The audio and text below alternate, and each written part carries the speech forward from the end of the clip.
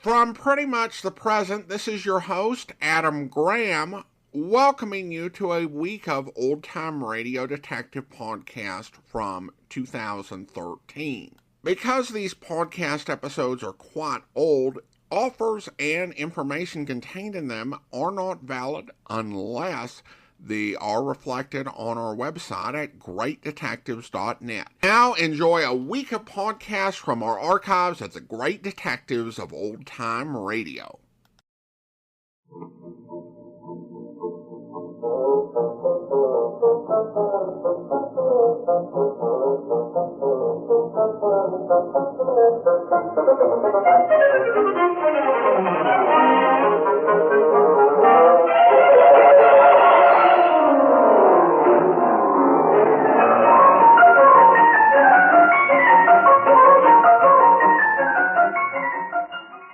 Welcome to the Great Detectives of Old Time Radio from Boise, Idaho. This is your host, Adam Graham.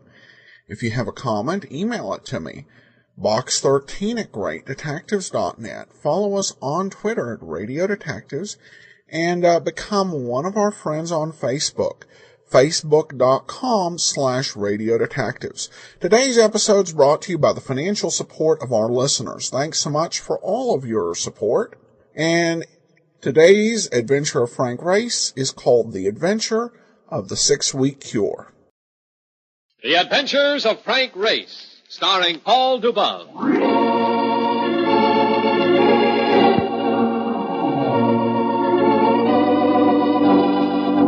The war changed many things, the face of the earth and the people on it. Before the war, Frank Race worked as an attorney, but he traded his law books for the cloak and dagger of the OSS. And when it was over, his former life was over too. Adventure had become his business. The Adventures of Frank Race.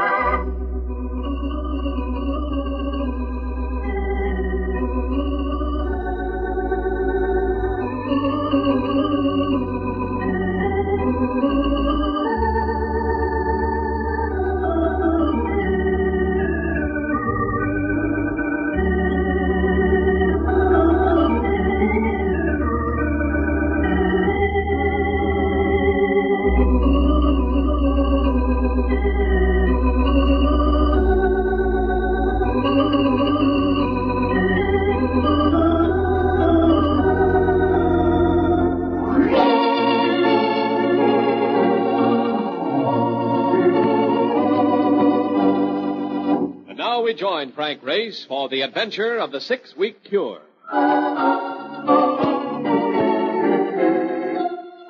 Reno, Nevada.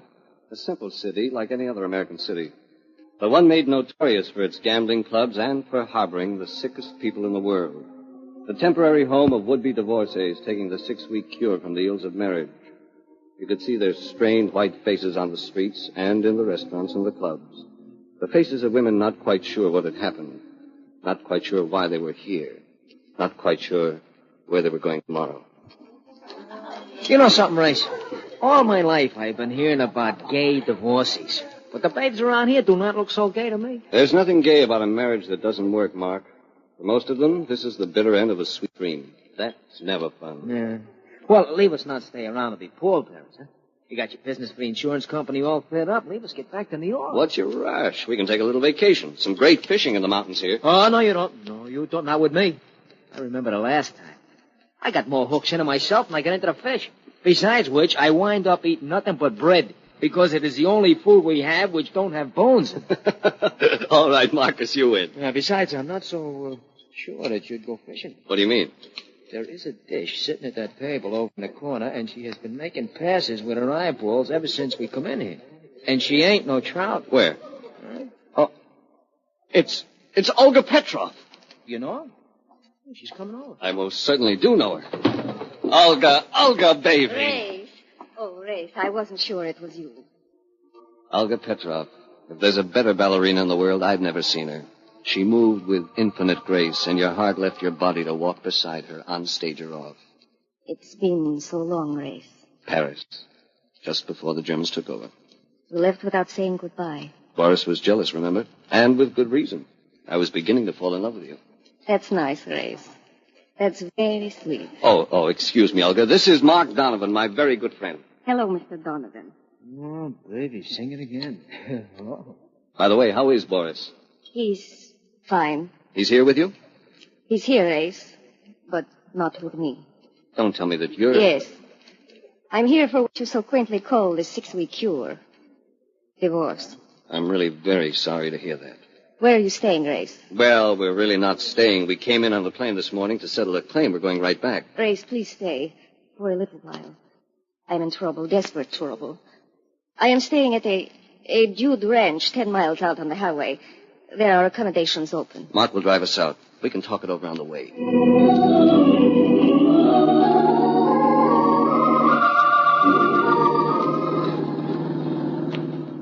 What went wrong, Olga? I know you didn't take your marriage lightly. I guess I am a war casualty, Race. Even at this late date.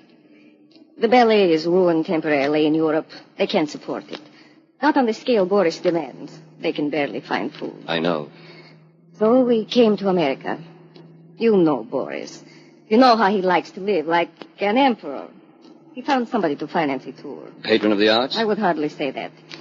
He was financed by a man named Joe Rockland. Big Rocky the Hood? Financing a ballet company? That's right, Race. Big Rocky, as you call him, is in love with me. And he's forcing you and Boris to split. I wish that were so. If it were, we could run away. But it isn't. There's another woman. Another woman? Boris must be blind. He isn't in love with her. At least, I don't think so. But she's very wealthy. That's an attraction Boris cannot resist. Want to tell me who she is? Van Maitland. Wilson Maitland's wife. But she's still married. She's here too, Race. Getting a divorce. We are all what you call one big, happy family. She started to cry, and I put my arms around her. She wasn't meant for tears, not this baby. Her perfume was taboo, exotic like everything else about her. Even if Fran Maitland had all the money in the world, Boris Petrov was a chump to give this up. I'm sorry, Race. All I know about dancing or life, I learned from Boris. He has been all things to me. I don't relish the thought of being alone. I know. And you're going to find it difficult to be alone with Big Rocky after you. Very difficult.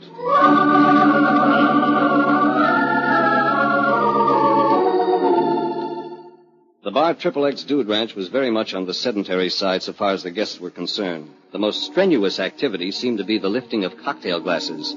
But there was nothing sedentary about the owner of the ranch, Ma Westcott. She was pressing 70, but doing it the hard way. This gentle old lady, believe it or not, could sit on a Mustang like Roy Rogers. She could also pilot her own helicopter. Understand you're something of a flyer, too, Mr. Ace. I've never been checked out in a helicopter. It's good for keeping the herds in sight. Most ranchers think I'm crazy, though. It's something new in range riding. They'll come around, Mrs. Westcott. Maybe you'd like to come with me someday and see how big this ranch really is. Anytime. Good. Get you away from these crazy females for a while. Women oughtn't to be without their men, folks. It makes them mean. Oh, been looking all over for you. It's my son, Buzz. What do you want? Oh, that fool woman, Mrs. Breyer, ain't back my ride yet. She must be lost. Someone ought to go find her. You were supposed to go with her. Well, I had other things to do. Sure. Shining up to that Fran Maitland. Now, I told you to stay away from the guests. Now, don't go yelping at me. Come and arrange it. I'm coming. Excuse me, Mr. Race. I'm going to close down this section. Old girl's quite a character, ain't she? He spoke from just behind my left shoulder, but I didn't have to see his face to know him. Joe Rockland, Big Rocky. Hardly the type to be calling anybody else a character. I turned and looked into those small black eyes. He was wearing a bow tie, and if it had been the kind that lit up, it would have spelled murder done cheaply. You getting a divorce, Race? I'm not married, Rocky. Oh, there are several kinds of divorces. Sometimes a guy gets his arm broke. That's a kind of a divorce from using it anymore. And sometimes a guy gets tired of living and signs off. You could call it a divorce. What you say and what you mean aren't the same. Ah, you're smart, Race. I sort of feel there ain't no reason for you to be in Reno. I'm a friend of Olga Petrov's. She's playing a tough hand. I want to stick around until the cards are counted. Boris and me can take care of that. I don't remember inviting you to my wedding. I'm coming anyhow, just to make sure there's no shotgun pointing at the bride. So you really did come for a divorce. The tough kind. Well, from now on, I'm your lawyer. Gonna handle the whole thing for you. Starting with a broken arm. I'm afraid you're even going to supply the arm, Rocky. Let me kill her. He's all right. Go. Now get out of here. I'll see you again, fella. I'm sorry, everybody. We're old friends. He gets playful. You think you're pretty good, don't you, huh? Big man. Tough guy. Just like my husband. Sorry to evoke unpleasant memories, Mrs. Mrs. Towner. This is Robert Towner. But you can call me Sylvia. Because you're just like him. Just like my big, tough husband. What's your name? Race. Frank Race. Huh. Sure of yourself, aren't you? Just like Robert. Well, you're just a man. Just another heel. I'll be rid of him in another week. What do you think of that, huh? Congratulations. I'm lonesome. I don't like to be alone. I'm almost 30 and I don't like it. I gave him 10 years. Now I'm alone. You could go back to him, Sylvia. Ever think of that? I don't think of anything else. But I can't. You know why? He doesn't want me back. Because I had him arrested for hitting me. And I should have killed him. You better come outside. People are staring Why at you. do I care? Yes, I'll come out. Now get a grip on yourself. Take your hands off me. Stop it. You're getting hysterical. Take your hands off me. Let go. All right. I never want to see another man again as long as I live. Give me that horse. Yes, ma'am. Well, Grace, you seem to have lost your way with the ladies. Oh, hello, Boris. Olga told me you were here. Olga told me a lot of things, too. What are you setting her up for? We're getting a divorce, that's all. That should not disturb you. You're very fond of Olga. Of course, you may have some rough competition this time. Don't be a fool, Boris. That girl never looked at anybody but you. You've been her whole life. She will find another life, just as I will find another one. With Fran Maitland, your new life might be more interesting than you think. More interesting and less peaceful. Is that so, Mr. Race? I hadn't seen her come around the end of the ranch house, but suddenly she was there. A striking woman of 35. Everything about her was reckless. Her face, her figure, the way she wore her clothes. I had met her once before investigating the loss of some jewelry. And once met, Fran Maitland was not easily forgotten. Let's hear your theory about life with me, Mr. Race. It might brighten my day. I've been bored. That's your trouble, baby. You get bored too easily, and it takes a new man to snap you out of it. Mm-hmm. Are you volunteering, Race? For assignments like this, I never volunteer. I do not like your attitude, Grace. I do. I love it. I'm finding you more and more intriguing, Race. Don't try too hard. I don't fit into your collection of oddities. I'm not an artiste like Boris, and I can't match Buzz Westcott's drawl. What do you mean by that, Grace? I'll tell you what he means. He means I've been riding with Westcott while you've been chasing after Sylvia Towner. She's younger than I am, Boris, darling, but she doesn't have any money.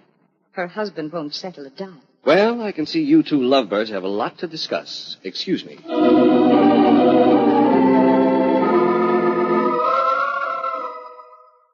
Mark and I had only one interest, keeping an eye on Olga Petrov, and we avoided the rest of the guests until night came.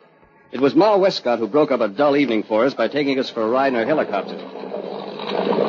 I do this every once in a while at night, check up on Rushdie. You know, I don't see how you can spot him from up here. Got a powerful spotlight. Just have to shine it down when I see something suspicious going on. Can see part of the herd up ahead there. You see him in the moonlight? Oh, yeah. When we get over him, we'll light off. Hey, what a gimmick, huh? You think the Texas Rangers would give up their ponies and learn to fly things like these instead, huh? I'll hang right over him now. Turn on that light, will you, Race? Sure. Well, look at that. Hey, he ain't scared or anything seeing a light from way up here. Mark, they're used to a thing called the sun. It comes up every morning. Yeah, you're right. Wait a minute. Look, there on the other side of the herd. It's one of our horses. Yes, and he's saddled. Hey, he's standing by something. What is it? I don't know, but we better go down and find out. Ma Westcott set the helicopter down, and we walked around the herd to where the horse stood. The animal was nuzzling the thing we had seen on the ground. It was the body of a woman. I knelt over her.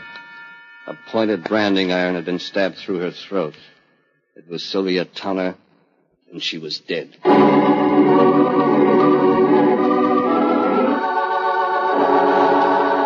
We'll return to the adventures of Frank Race in just about 1 minute.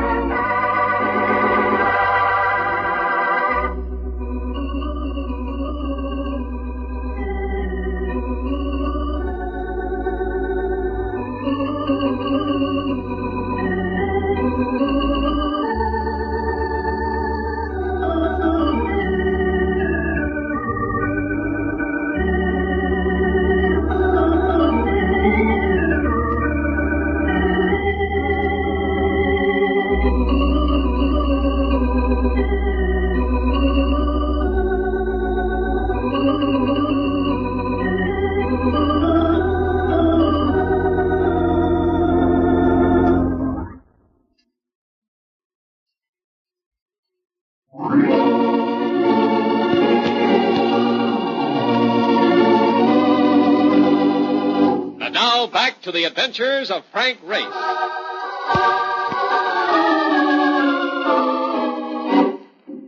Sylvia Towner had had her last drink and her last heartache.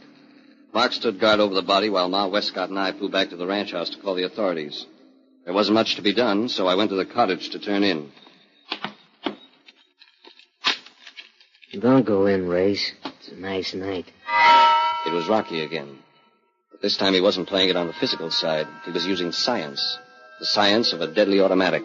It produced the desired chemical reaction. It dispelled my inclination to ignore him. I figured we might take a little walk down the road. I had a car there. We could take a spin in the night air. Who knows? Might give you pneumonia. Or lead poisoning. Yeah, that's a possibility. You're a cinch to catch a fatal disease. Like Sylvia Towner? I got a theory about her, Race. I think you killed him. I think I can clear myself. Nah. You and Sylvia had quite a beef today. You were trying to get romantic in broad daylight, and the dame had to scratch you up a bit. Boris told me. You spin quite a yarn. Oh, it gets more interesting. Go ahead. She rides off. You wasn't around all afternoon, so it figures you followed her. I was in my cottage. Yeah, but the cops won't know that. You followed her, see? You was mad about them scratches on your pretty puss, and boom, you blew your top and killed her. You ought to change your brand, whatever you're smoking. You can't sell that to the police. Oh, I ain't finished. I'm coming to the best part. Goody. You went for a plane ride, and who spotted the body? You. That is something a guy always does to cover up. Only after the call for the bulls goes out, you get nervous. Yes? So you hop into your rented car, which I have down by the road. You drive out to a lonely spot. Then you take this automatic, which also happens to be yours. I just lifted it. And you blow your brains out. Neat? Very neat. But there's one weak point. Yeah? What? Your chin. Give me that gun. Sure, here. Missed again. Come on, let it go. Into the bushes, Rocky. Race, what is... Somebody with a long-range rifle trying to get into the act. Keep low. Give me the gun back so I can blast. Who's back? Mine? Keep low and stay happy. Whoever it is took a powder. They wouldn't stay around. Lights are going on near the cottages. You're right. Now you can get lost, Rocky, and don't come back.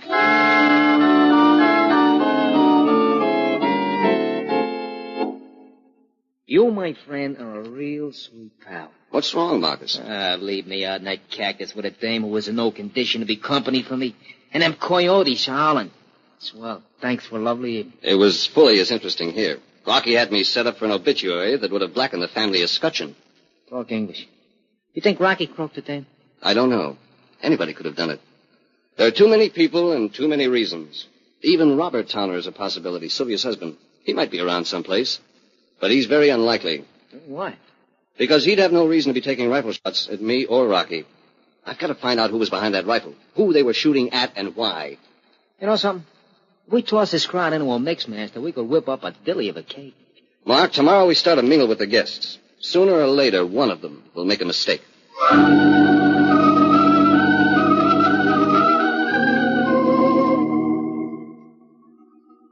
The next morning, a tennis match got underway, and I found myself teamed in the doubles with Fran Maitland. Our opponents were Olga and Boris Petrov. Nice recovery, Race. These are tough opponents. Watch it. Got it. Very good, Fran. And I get this, Race. Oh, that was a beautiful shot. That's the set for us.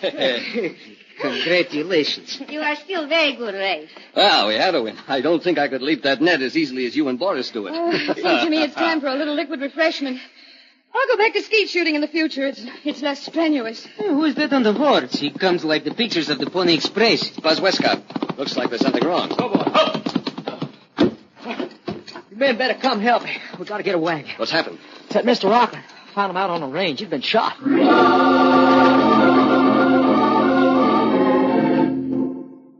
The bullet had gone through Big Rocky's back. And if he had known who fired it, it was knowledge he'd never pass on. He was dead. But his demise filled in one bit of information. He, and not I, had been the target of the long-range rifle of the night before. How long you reckon he's been dead, Race? I should say since early this morning, about 5 a.m. Anybody who's conscious at that hour deserves to be shot. How can you say such a thing? Have you no heart? Well, God. All right, Svengali, this is no place to be choosing up sides. You fought with him yesterday, did you not, Race? That I did, Boris, and I may fight with you today if you don't get out of the way and keep quiet. Look at this wound, Westcott. What about it? Entered the back between the shoulder blades and came out through the stomach. It follows a downward course. Does that have a significance, Grace? Yes. It means that the shot might have been fired by somebody mounted. Might have come from the top of that hill there, too. That's possible. Oh, here comes Ma. He must have told her at the range. All of you, get off the range and get back to the ranch and stay there. Mrs. Westcott, there's no point in blaming anybody for this until we... I ain't blaming anybody but myself, Mr. Race. I never liked this Ged's business, and I'm closing it down today. Now, I want everybody off the place by sundown. Now, wait a minute. I reckon I got something to say about that. Well, you just reckon again. This ranch is mine until I die, and I ain't close to that yet. You don't like it, you can clear off with the rest. Now, load them on the wagon and follow me. I'll go with you, Mrs. Westcott. I don't need an extra hand, Mr. Race. You can go back with your friends. I don't want you to put them off the ranch just yet. If you do, the murderer may never be caught. That's none of my affair. I ain't the sheriff. No, but you're a suspect. You, mind explaining that? The shot that killed Rockland was fired from a point above and behind him. It could have been fired by a rider or from the top of a hill. Might also have been fired from a helicopter. I'd have to have a reason, wouldn't I? Your son might have been the reason. You told him to stay away from the guests. Sylvia Towner fluctuated between loneliness and hysteria. Maybe Buzz was getting involved with her. That wouldn't make me kill Mr. Rockland. It's always easy to tie up a second murder if you have a motive for the first. Sort of got me corralled, haven't you, Mr. Ace? I don't like it, but that's the way it is. All right. I'll meet you halfway. Everybody can stay for 24 hours.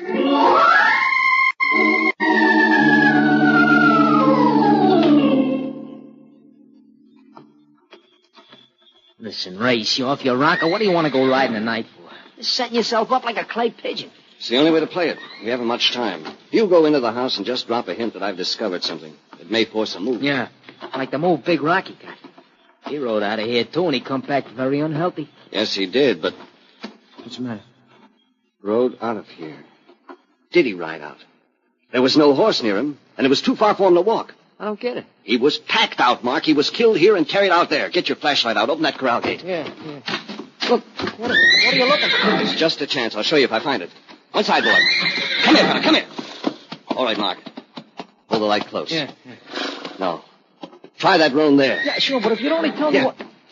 Here it is. Here it is. Look.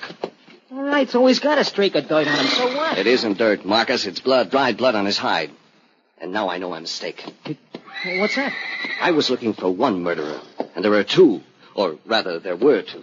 You mean Rocky was one of them? Yes. He killed Sylvia to keep her away from Boris. He was safe. There were other suspects with good motives. Yeah. But who bumped Rocky? We'll know within the hour. You're still going to spread a little propaganda in the ranch house. All right, sure. What do you want me to say? Tell them that Rockland wasn't killed on the range. Tell them I'm checking the scene of the murder. Yeah, but Race, you don't know where. Yes, I do. Rocky was killed in his own cottage. That explains the course of the bullet. He was in bed asleep, and the murderer fired the rifle from the window above the head of the bed. Hey, chum, that's good arithmetic. I'll stake myself out in his cottage. Go pass the word.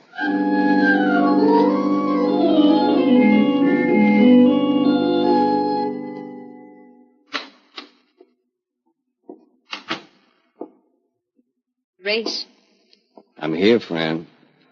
couldn't we have a little light? We don't need it, baby. It's more romantic this way. Besides, I found what I was seeking. What did you find, Race?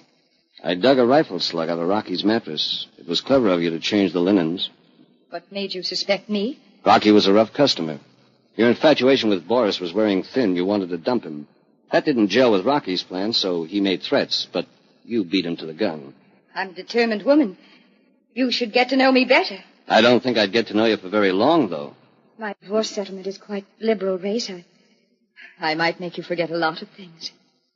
Money and me. That should be a tempting combination. Money and you are tempting. But I imagine there's a rather forbidding pistol in your hand, isn't there? Yes. I tried to be more clever the last time. The rifle seemed to be a rather unlikely weapon for a woman to use. Not for you, friend. You made a mistake. You mentioned skeet shooting as one of your favorite pastimes. Why don't you move out of the shadows, Race? To give you a better shot? That might make it quick and painless. I have some bad news for you, Fran. Mark Donovan steered you here deliberately. Right at this moment, he's outside the window drawing a bead on you through the screen. That's right, sister. Take it easy, Fran. I only meant to wing her. That's all you did. She's fainted. She'll live to stand trial.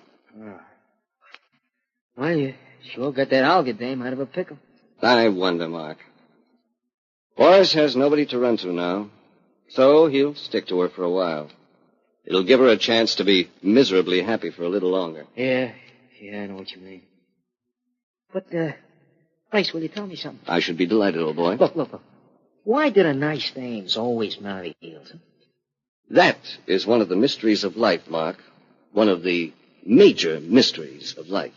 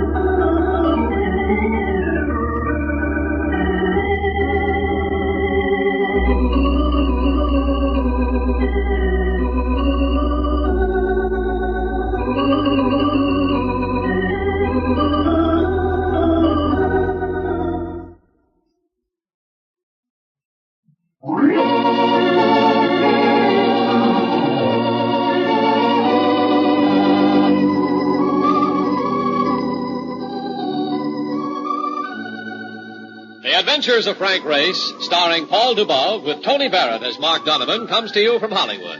Others heard in tonight's cast were Lynn Allen, Charlotte Lawrence, Alice Drake, Michael Ann Barrett, and Tom Holland. This series is written and directed by Buckley Angel and Joel Murcott. The music is composed and played by Ivan Ditmars. Be sure to be with us again this time next week for another dramatic chapter in The Adventures of Frank Race. Art Gilmore speaking. This is a Bruce Ells production.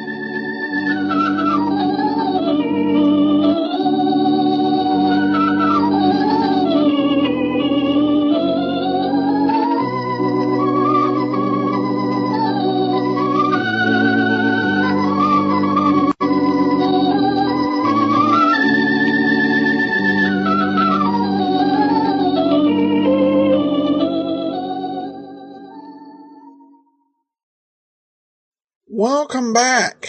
Well, this is a somewhat interesting episode. I don't know if this particular program would have been made if it had been a network show and having to go through the network process, as it dealt with the topic of divorce, and I think in a very sensitive way, as they took a look at this these tragic situations that had occurred. This episode, of course, was set before the liberalization of so many divorce laws made it easier to divorce in most states. But you'll hear a lot of Golden Age references to going to Reno or to Las Vegas, which was particularly noted for offering the quickie divorces. But as this episode illustrates, quick was not always painless. Daniel shares a note over on Facebook, notes that there's a new Father Brown TV series running in Britain on BBC One. Mark Williams playing Father Brown. Looks like they've updated some stories to the modern day with some new stories as well. Hopefully BBC America will pick this up. I would love to learn from our UK listeners what their thoughts on the show are.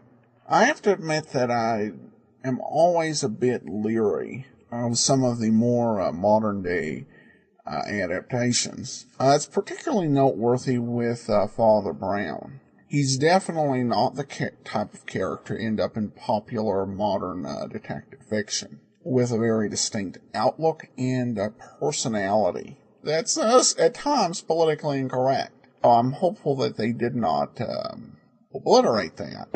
But I would love to hear from listeners, and I will try and try and take a look at the series. It becomes more available in the U.S., either on DVD or perhaps, who knows, it may be on Mystery Masterpiece. And even though I don't get regular television to the house, they have the ones they play on Mystery on their website for a while. So. All right, well, that'll do it for today. We will be back tomorrow with an episode of A Life in Your Hands, and then join us back here on next Monday for another adventure of Frank Race. Today's episode is brought to you by the financial support of our listeners. Thanks so much for your support. We are beginning our next listener support campaign next month, so if you have any suggestions for thank you gifts and such, you can email them to me, box13@greatdetectives.net. Well, this is the last summer replacement season for A Life in Your Hands that we're going to begin now. For the first season in 1949, we had 2 of the episodes, and we have 5 of the episodes from the second season, and none of the episodes from the third season. The good news is by my count, we have all the episodes from this 4th season. In the first 2 seasons, it aired as a replacement series for People Are Funny, and it was sponsored by Raleigh Cigarettes. In the 3rd season, it was sponsored by Heinz Foods, replacing Ozzie and Harriet. This season, it was substituting for Father Knows Best, and it was sustained. This series ran only 7 weeks in the summer of 1952. Now, I will let you know this first episode is a bit more challenging. You have to pay attention, as all of the intro and narrations and commercials, public service announcements have all been cut from this episode. So when we go into the show, we're going right into Jonathan Kegg talking to his secretary and dictating a letter. We haven't missed any of the plot, but all of the padding is gone. All right, well, with that said, let's go ahead and we will listen to today's episode of A Life with Your Hands from July the 10th of 1952. This one is Gangster Murdered. One more letter, Miss Rogers, and then you may go home. Thank you, Mr. Kegg. I'm in no hurry. We've had a long day. This will be the last. Telegram to Captain J.K. Hutchison, South Wind Lodge, La Rosa Key. There's a box number here. You can take it off this envelope. Yes, sir. Dear Ken, thanks for letting me know the tarpon are going wild off the coast. Leaving tonight. Plan to join you day after tomorrow. Best regards, Jonathan. I guess that cleans up the desk. I can't think of anything else. You'll know where to reach me. I just hope you can get away this time. So do I. This will be the 4th try. Every time I plan a fishing trip, somebody murders somebody. That's the way with the city. Trouble all around us. It won't be like this on a peaceful island in the Caribbean. I hope you're right. But I found that murder isn't very careful about picking a place to happen. As you've heard me say, you never know when you may be called upon to testify to an act of violence in which you have become involved quite innocently. Even now, on one of those peaceful islands in the Caribbean, there may be a crime in the making.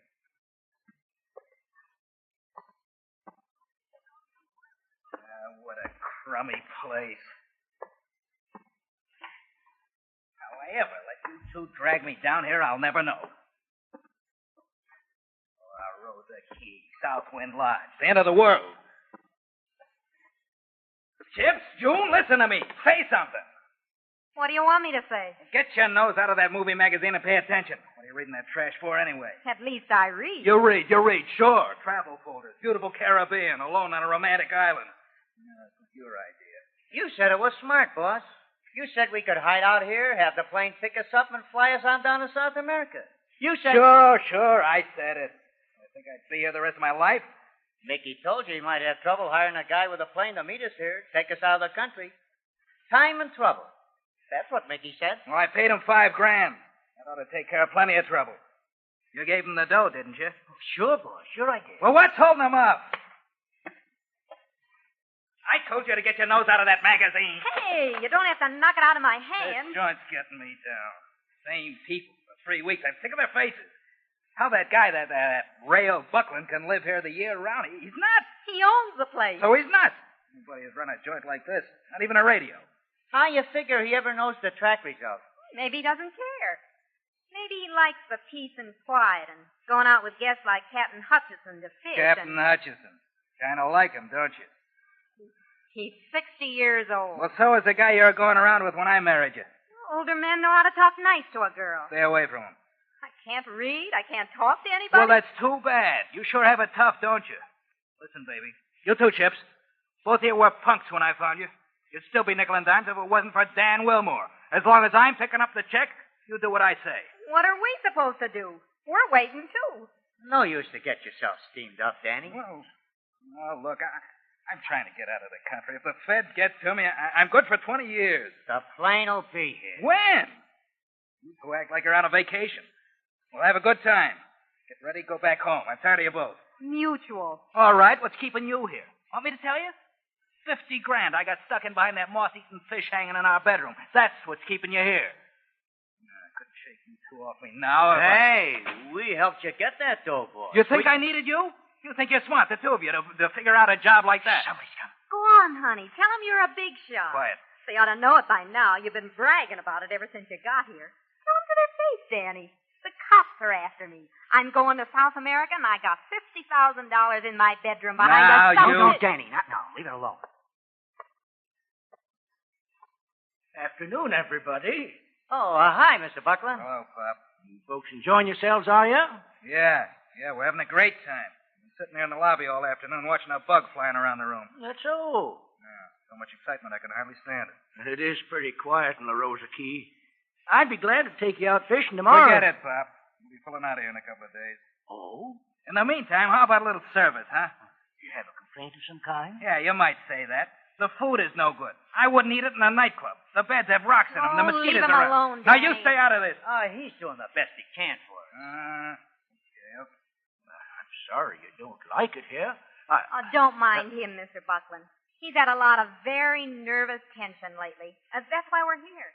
My husband needs rest from his chosen profession. Yeah, it's important to his health. And continued well-being. I can understand that. A lot of men work too hard. Oh, everything's all right. I sure hope so. Well, Captain Hutchinson will be up from the dock before long. I'd better go see about some supper. I'll call you in time to wash up. Oh, okay, Mr. Buckland. Okay.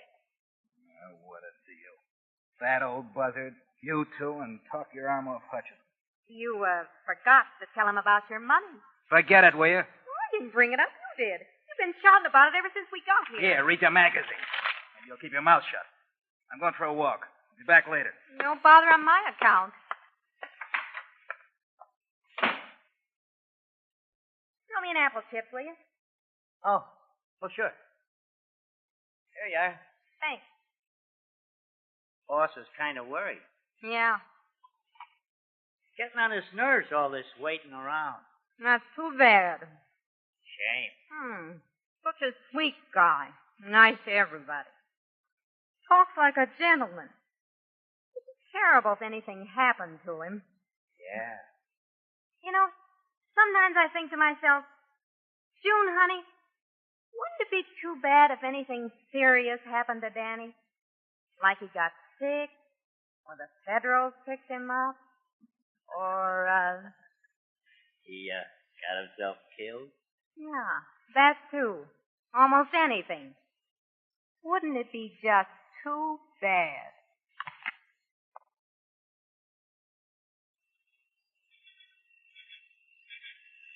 Captain? Yes? Captain Hutchinson. Who is it? It's me, Captain.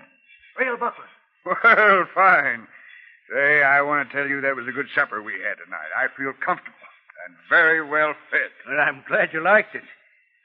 Captain, would you mind keeping your voice down? They're right inside.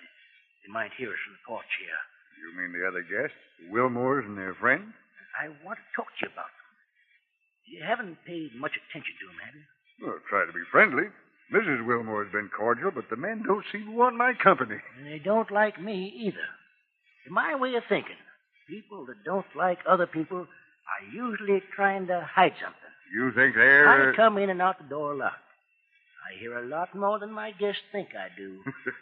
I imagine you do. A couple of times I've heard them fighting among themselves. They're fugitive criminals, Captain. Now, Buckland, your imagination I is heard work- them.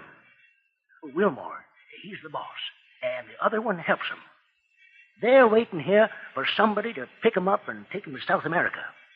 I think the police are after the whole crew. If that's true, we'd better... Of course, we're 8 miles from the mainland, but they should be reported. That's why I'm talking to you now.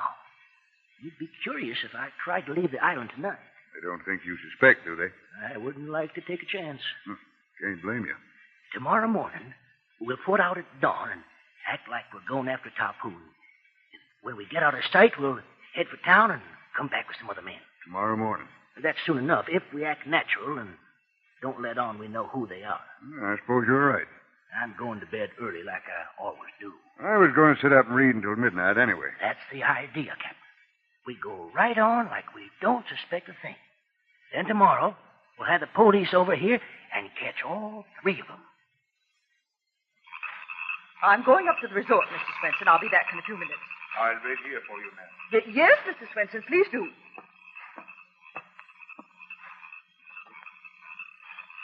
Oh, dear.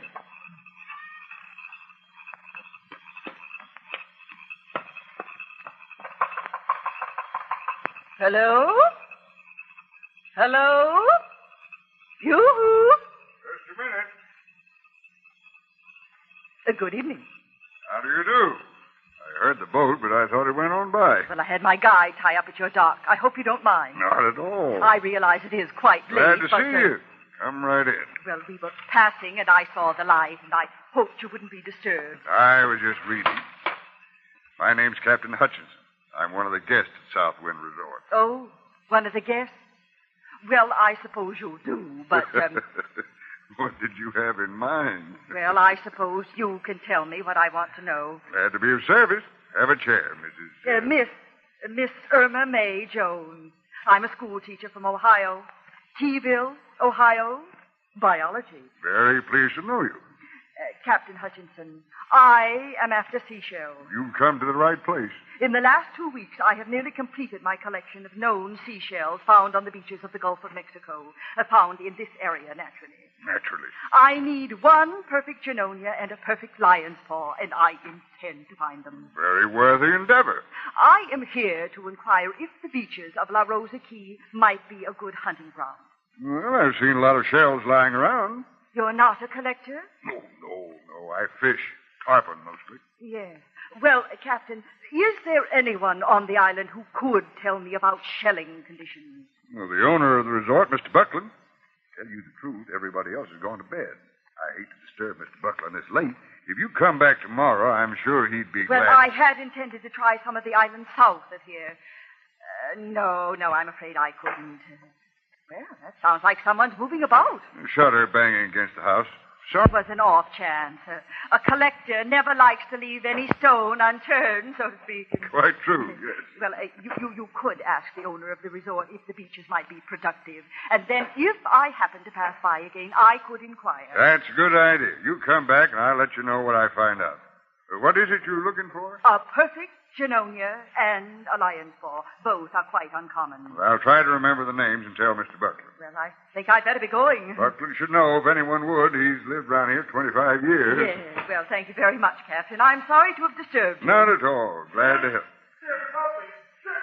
Oh, my goodness. Somebody's calling for help. Yes, I hear them. Sounds like Dan Wilmore. Well, I'd better be leaving. Who's that yelling? It woke me up. Dan Wilmore, Buckland. Oh, I knew something had happened. Those criminals. He's in trouble.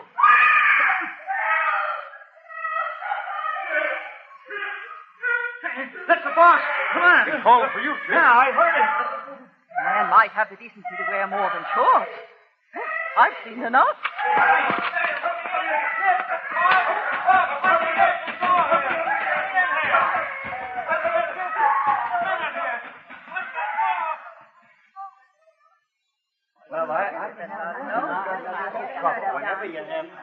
Captain Hutchinson. Jonathan Kegg. Glad to see you. I got your telegram. Jonathan, I'm mixed up in a murder. This man was stabbed to death. He fell at the foot of the bed. His wife was asleep in him.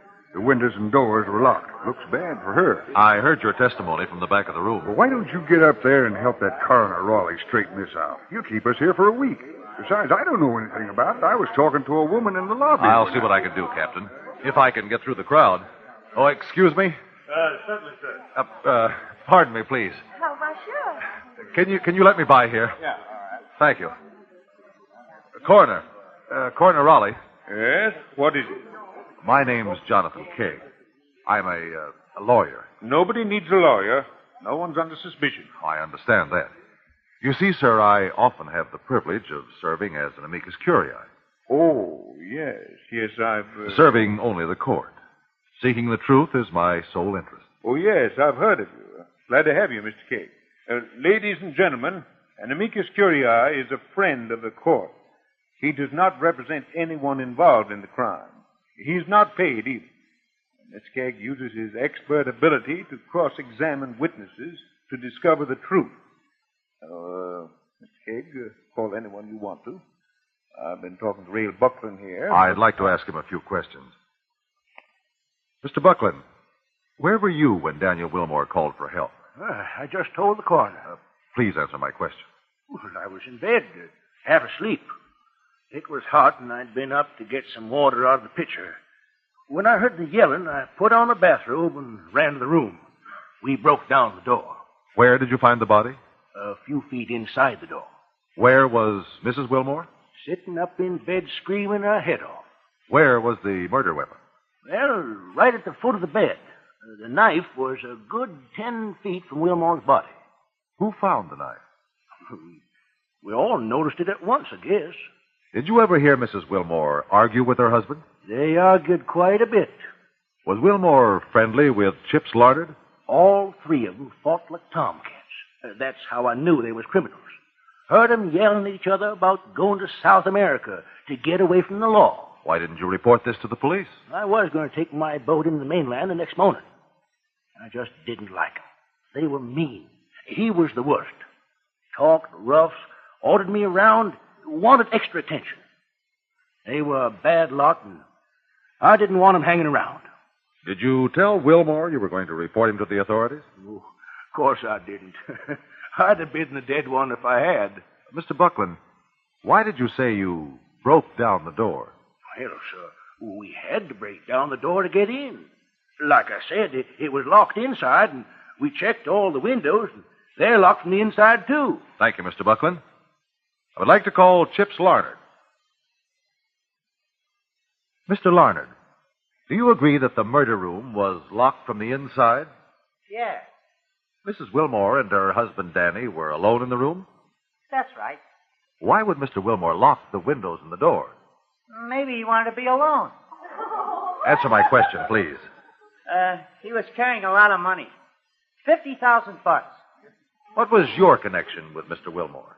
I was supposed to keep him from getting killed. Danny Wilmore was a swindler, a gambler, a racketeer. And the money was the proceeds from his, activities? That's right. Where is that money now? I sure wish I knew. Why? Well, you couldn't have made it without me. Where were you when Wilmore called for help? In bed, asleep. I woke up. I ran down the hall and helped Buckland and the captain bust down the door. Did you have a gun? I didn't even put on my pants. What were you wearing? A pair of shorts. Can't expect a guy to sleep in a fur coat on such a hot night. You were Wilmore's bodyguard. You heard him shout for help, yet you didn't even take time to pick up your gun? I can do all right with my bare hands. Did you get along with Wilmore? I worked for him, that's all. Did Mrs. Wilmore work for her husband? Yeah. Yeah, and the evening before, they had a scrap. Afterwards, she told me it'd be a shame if Danny got killed or something. The way she said it, she wished he would. That will be all.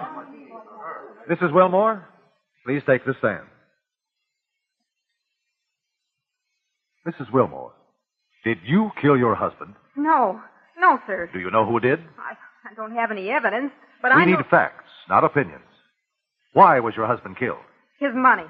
We hid it behind a stuffed fish on the bedroom wall. Whoever killed him took the money. Mr. Larned says you expressed the feeling that you wished he was dead. I said what he told you, but I didn't mean it, honest.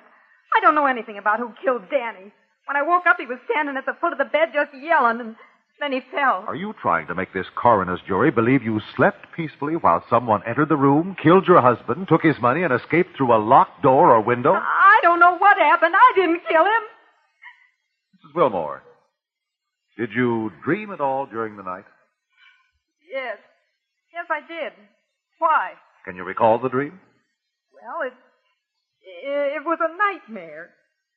There were guns going off, and I was trying to hide. I was scared.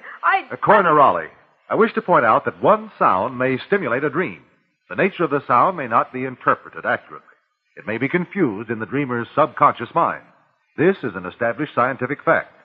It's possible that Mrs. Wilmore actually heard a sound, like a shot being fired while the murder was taking place. Mr. Kegg, Yes? could I ask a question? Go on. I've been around tough guys a long time. I've been around when people got killed and when people were planning to kill people. I read detective stories and I go to the movies. Now, maybe I don't act very smart, but with what I know, first and second hand... Is this your question? With what I know, would I kill my husband in a locked room with nobody else around to get blamed for it? Tell me, could anybody think I'm that dumb? Not unless they thought you were very clever, Mrs. Wilmore. Coroner Raleigh, I would like to request a recess until day after tomorrow. I wish to locate an innocent bystander, a person completely unaware of what took place that night, yet might have been close enough to help us learn the truth. All right, Mr. Kegg. Until I call you together again to continue the inquest, this jury is excused.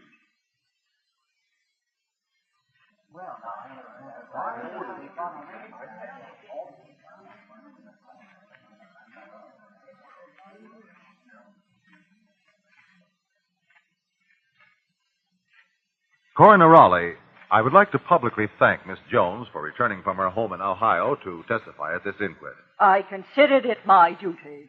We're grateful to you, Miss Jones. Proceed, Miss Kegg.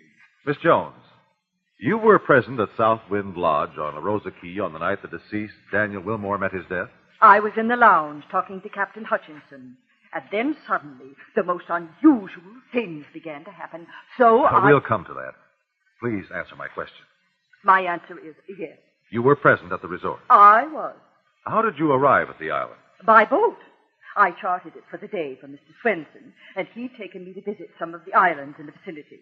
What did you do when you arrived? I walked from the dock to the resort. You saw no one? Only Captain Hutchinson. He was sitting in the lobby, or lounge, reading.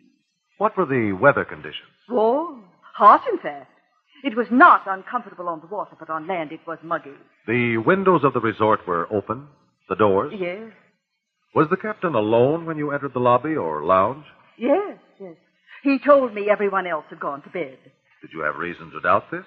Well, he may have thought they were in bed asleep, but while we were talking, I heard a window open. You're sure it was open? Oh, absolutely. And a few seconds later, it was closed.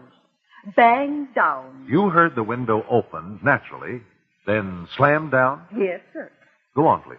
Well, I believe that's all I can tell you. I informed the captain that I was anxious to leave, and I was thanking him for his information. Just one moment. Why were you anxious to leave? Well, I was worried about, something made me concerned. I started for the door Now, and... think very hard, Miss Jones. Oh, of course.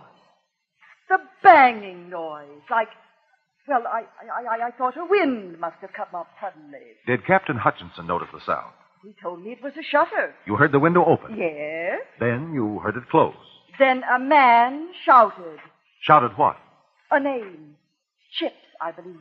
I've been thinking about it on the plane trip here. Yes? I was frightened.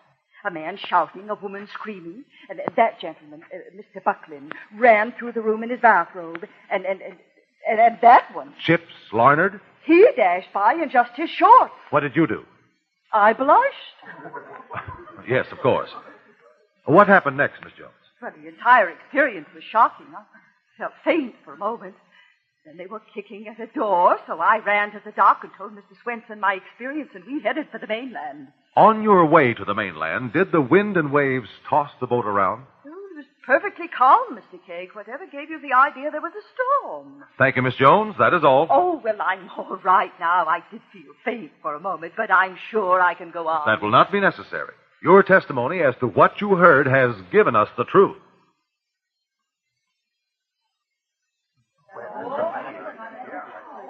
Quiet, please. Quiet, everyone. Please, quiet. Quiet. Coroner Raleigh, you are a physician, are you not? I am. As a doctor, do you believe it is possible for a man fatally stabbed to close a window, lock it, and walk 10 feet or more before he fell? Possible, but... That is the answer to the locked room. Daniel Wilmore was stabbed by someone outside the window. He pulled away, leaving the knife in the murderer's hand. To keep from being struck again, he slammed the window down, threw the lock, and staggered toward the door, shouting for his friend and bodyguard, Chips Larnard. Don't try to hang this on me. I didn't do it. Here's a gun. Careful now, everyone. All of you Careful. stay where you are. Careful, everyone. Careful. Larnard, don't be a fool. Don't move, Kegg. You're not going to frame me. I'm getting out of here. Drop that gun. Drop it or I'll come get it. I'm warning you, Kegg. The testimony of the innocent bystander can be interpreted in only one way. Stand still, Larnard. Daniel Wilmore's killer hid outside the bedroom. He was there when Miss Jones walked up to the house. He planned to enter and take the money, but the window was locked. Keep walking and I'll shoot. The killer attracted his victim by banging the shutter against the house. Miss Jones heard that sound. The sound that awakened Wilmore made him go to the window and open it to fasten the shutter. If you're saying that was me, I'll... The killer struck, but the window was slammed and locked in his face. He ran inside, helped break down the door, and dropped the knife at the foot of the bed. I was wearing shorts. I couldn't have carried a knife or they'd have seen it. Kegg, I didn't kill Danny. I know you didn't. Give me your gun. Okay. Coroner Raleigh, who could have hidden outside the window without being seen? Who could have carried a blood-stained knife without it being noticed? Well, I don't... A man who was wearing a black bathrobe, maybe? I own the place. I don't need to kill and steal. Maybe you're tired of taking orders, cooking meals, carrying suitcases. Nobody will believe that. You wanted the money and you have it. You returned after the murder, before the police searched. You removed $50,000 from behind He took that money from honest men. Men like me. He was a no-good criminal. I have more right to it than... Yes, Rail Bucklin. You killed Danny Wilmore. Coroner Raleigh, thanks to the testimony of a completely innocent bystander, Miss Irma Mae Jones, we have learned the murderer of Daniel Wilmore. You did it, Mr. Kegg. Solved a murder by questioning an innocent bystander. The honest people of the county thank you. Coroner Raleigh, our system of justice is based on the ability of witnesses to testify accurately. Because of this, we can usually learn the truth. When will we see you again, Mr. Kegg, as amicus curiae? Whenever I'm needed, I'll be here. Good night, Mr. Kegg. Good night. Welcome back. Well, as Jonathan Kegg doesn't usually practice law there, his promise of being there whenever they needed him was perhaps a little ambitious. It's kind of interesting him admitting that he cannot go on vacation without running into a murder, which is the problem that all of the great sleuths face. Because if they're not solving a murder, there's no story. So we need them to run into a murder wherever they go, despite what problems that might represent for their recreation.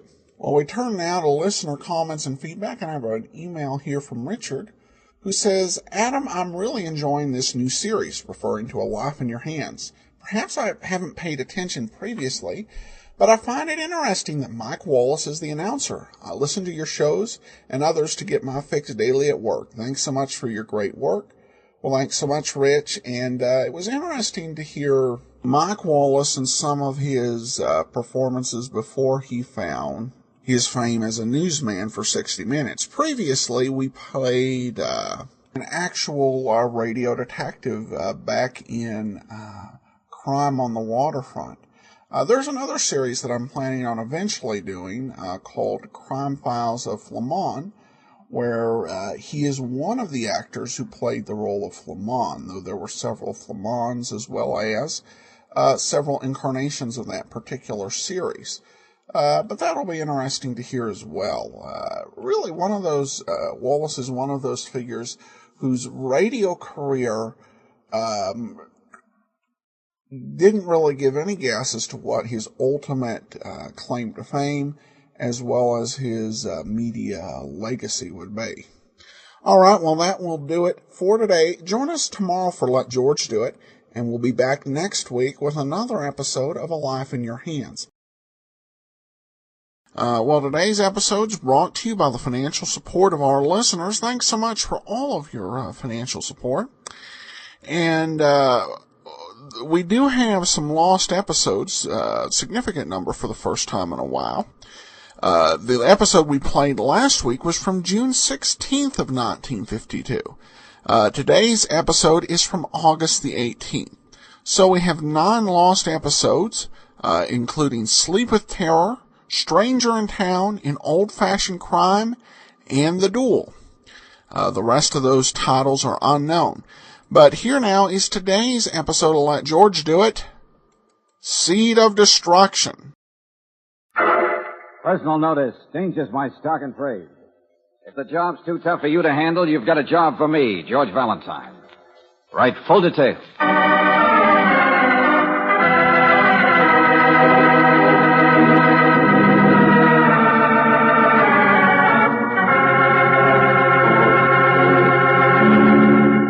Standard Oil Company of California invites you to Let George Do It.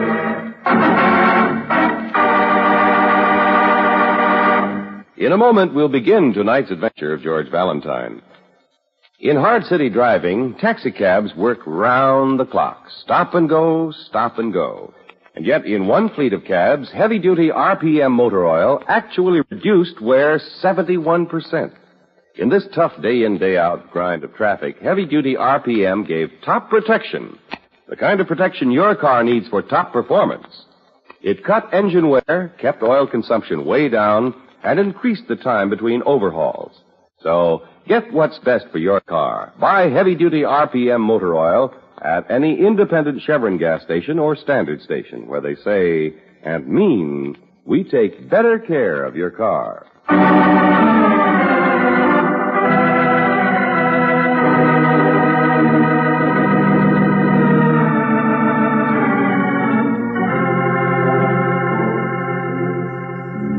Now, tonight's story, Seed of Destruction, a transcribed adventure of George Valentine.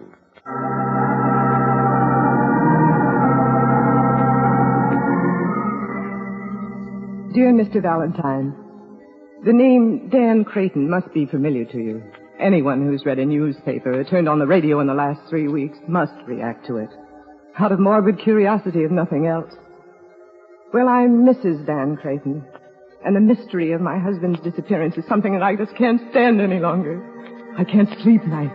I hate the sound of the doorbell for fear that it's the police or the reporters again. And yet I rush to answer it because it might be some news of him. Good news or bad. I almost think at this point that even bad news would be better than none. Mr. Valentine, I'm through waiting. I want you to help me. I'll pay you well. And believe me, the case is challenge enough for anyone. So please, come right away. Anxiously yours, Edna C. Creighton.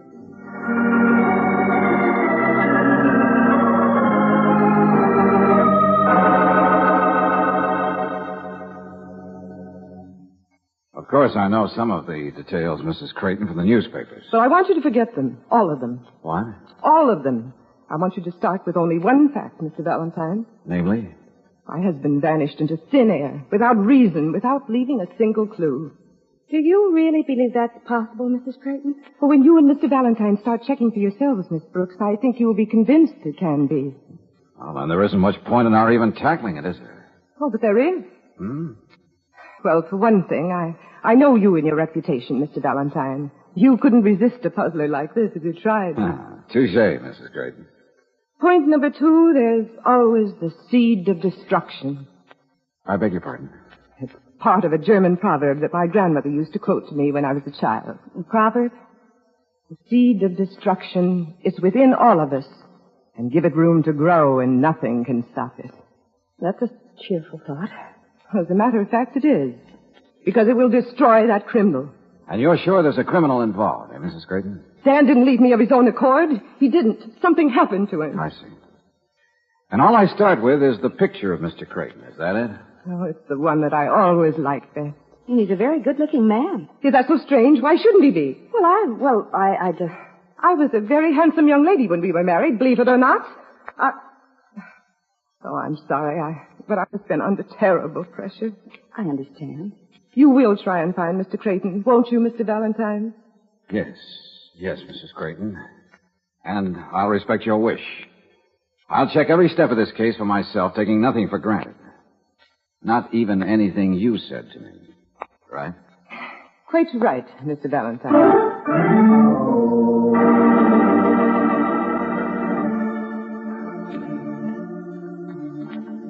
No, Valentine, no. Nobody's timing can be that perfect.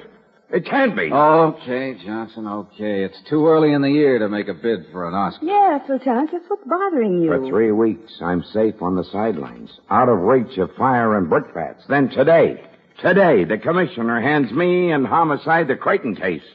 Because missing persons can't do anything, and the papers are writing them, and because... And I get hired by Mrs. Creighton. Why, that should be cause for celebration, Johnson. You know, shoulder to shoulder, 2 heads are better than one, all that sort of thing. That's better. See, George, the good lieutenant is normal again. All right, seriously, Johnson, what are the facts? Simple, hard facts. Darn few. Creighton and his wife's brother, Stan Collins, own a bunch of small movie houses in this section of the country.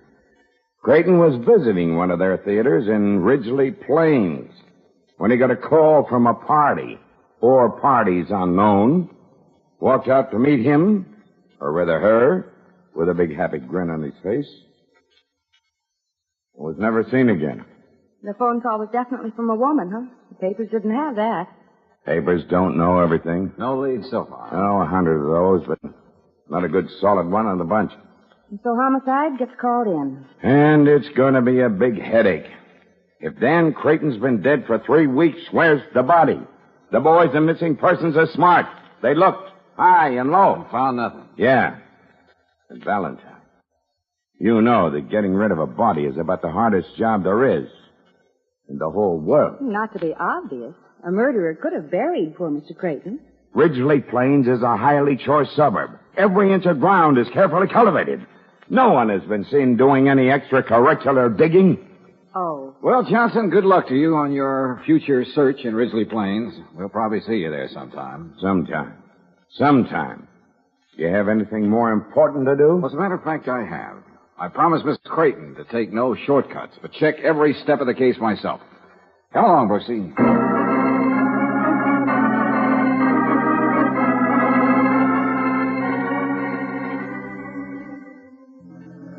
Dead. gave me a scare, Mr. Valentine. I simply said that's one assumption the police must make, Mr. Collins. Yes, I suppose so. It'd be a terrible shock to Edna. She built her whole life around Dan. You've noticed that, haven't you, Miss Brooks? Yes, I have. Mr. Collins, I understand that you and Mr. Creighton have been having some differences of opinion lately, at least about the way the future of this business should be run. I gather that you've snooped around here enough to get that information? Well, in my business, this kind of snooping is sort of glorified by the name detective work. Yes, I guess so. I'm sorry. Besides, your sister did want Mr. Valentine to take nothing for granted in this case. Check everything for himself. Well, actually, I suppose I'm the more daring partner in this team. You see, there are things I want to do that Dan was holding back on. Things that would take a great deal of the firm's money. Yes? Go on, please. Well, on this last trip around, Dan has been taking as much money away from the different theaters as was feasible. Usually, it had been forwarded here to the office, but I presume Dan was sort of making sure I wouldn't get my hands on it to do anything impulsive. I see. Then by the time Mr. Creighton had gotten around to Ridgely Plains, he had quite a lot of money with him. Yes, that's right. Was this gathering up of the money purely one-sided, Mr. Collins? After all, since you were partners. I'm afraid I didn't realize what Dan was doing until very late. I did beat him to the punch at the last place, however. Ridgely Plains? Yes, Miss Brooks. I was there the day before Dan came and disappeared. Oh, the police know all about that. I've been thoroughly checked and given a clean bill of health. Still, to be brutally frank, Mr. Collins, you would benefit in a business sense if anything happened to Mr. Creighton. To be brutally honest, Mr. Valentine, I'd benefit greatly. But I wouldn't look for the seed of destruction in me. Oh, so you know about that, huh? After all, Edna and I heard the same proverb from the same grandmother. Uh-huh. Tell me, Mr. Collins, how did Mr. Creighton get around to those different movie houses? Oh, his secretary, Paul Dorr, always drove him. Nice young man. Oh. Well, I wonder if Mr. Dorr would have time to drive us to Ridgely Plains, Mr. Collins. Why, yes, I'm sure he would. You see, Mr. Valentine, the truth of the matter is, I'm anxious for you to find my brother-in-law. Ralph Holder, the manager of our theater there, he, too, will do everything he can to help you.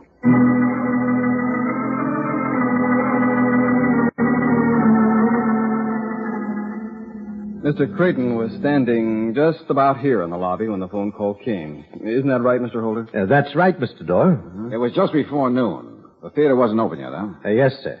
Yes, sir. It was about the same time as right now.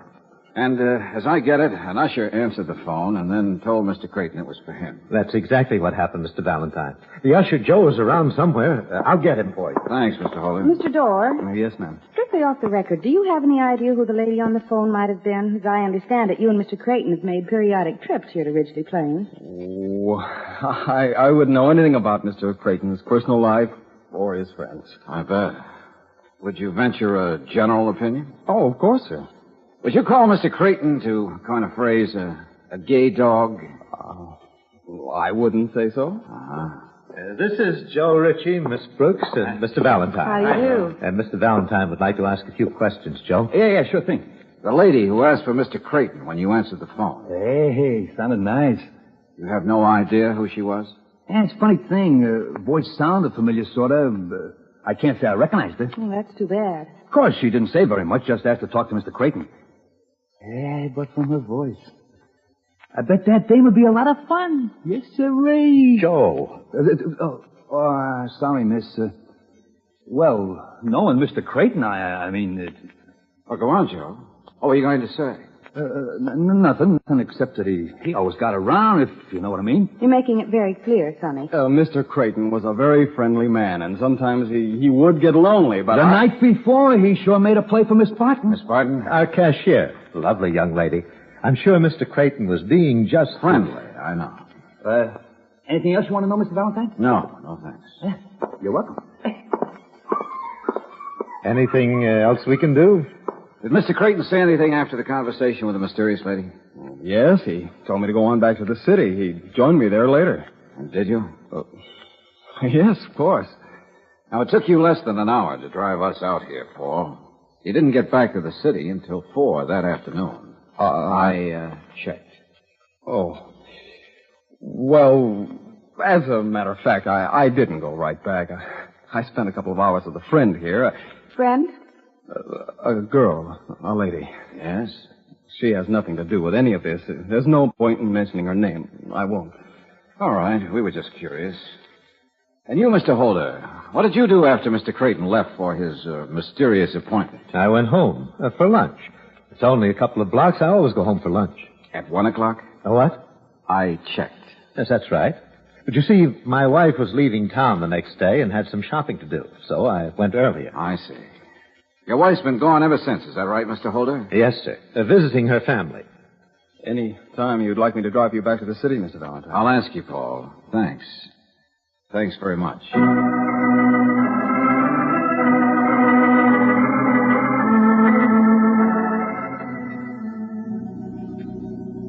Go out with Mr. Creighton? No, sir. Not this little girl. Oh, I was just curious, Miss Barton. I turned him down flat. And I was with my roommate all the following day, so I didn't see him at all. I know that. I was just curious to get your opinion of Mr. Creighton, more than anything else.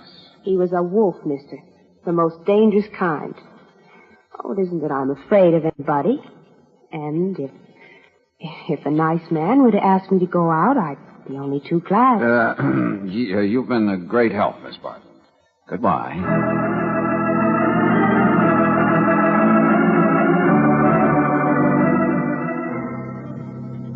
George, there's no question about Mrs. Holder leaving town the day after Mr. Creighton disappeared. Everything checks? Yes. She's been making plans to go to Chicago for quite some time. Talked about them to the neighbors. Uh-huh. Mr. Holder bought her a ticket. Drove her to the station. What did the neighbors say she looked like? Well, they say she was very pretty. Younger than Mr. Holder. Liked better things than he could get her on his salary. Good work, Brooksy. I think we ought to see if we can find Lieutenant Johnson around anyway.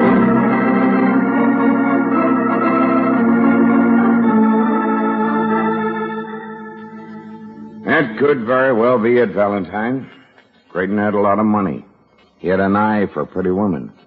He and Mrs. Holder probably ended up somewhere in South America to save themselves the trouble of getting, shall we say, 2 divorces. Well, it adds up that way, doesn't it? Poor Mrs. Creighton. And I'm sorry for Mr. Holder, too. Yeah, no wonder we couldn't find anybody. But look high and low, I told you, the hardest thing in the world is to get rid of a body. No, Johnson, you're wrong. What? To get rid of 2 bodies would be even harder.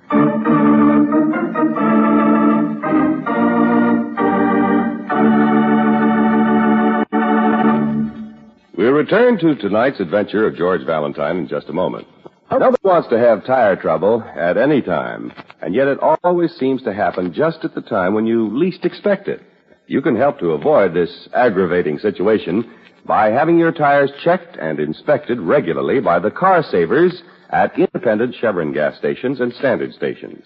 Then if you need new tires, you can take advantage of the special low prices now being offered on famous Atlas tires for a limited time only.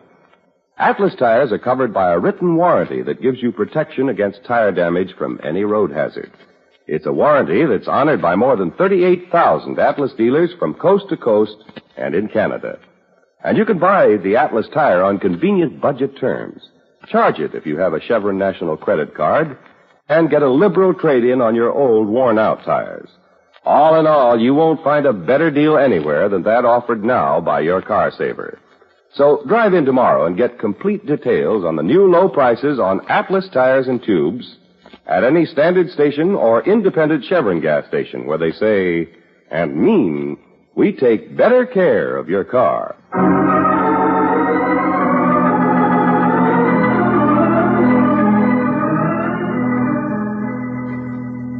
A susceptible and wealthy married man, Dan Creighton, disappears mysteriously after receiving a phone call from a lady. And so you're hired by Mrs. Creighton to try and find him. Well, you get to work and dig up enough evidence to give you a logical answer. Creighton ran away with someone else who was straining at marital ties. Mrs. Holder, the wife of the manager of one of the movie theaters owned by Creighton. So there it is. Case solved. But if your name is George Valentine, you seem to have reservations about accepting your own answer to the mystery. And the only one who really shares your doubts is Mrs. Creighton. I had to come here to Ridgely Plains, Mr. Valentine. I just had to talk to you. Of course, Mrs. Creighton. You're upsetting yourself, Edna? Oh, you're very worried about me, my dear brother. But you would accept that lie about Dan and that Holder woman. I know your pride is hurt, Edna, but the evidence. Look at the evidence. Only a trusting soul like Ralph Holder wouldn't think anything wrong about not getting any letters from his wife. Now it turns out she never even went to her folks. Dan would never leave me like that. Yes, Edna. Mr. Valentine. Yes, Mrs. Creighton. I want you to go right on working on this case. Stan and I will stay here at the hotel. And I want you to remember what I said about the seed of destruction that lies deep within each criminal. I remember. There was foul play, and the criminal will give himself away. He must. You're a very optimistic woman, Mrs. Creighton, but I'll do what I can.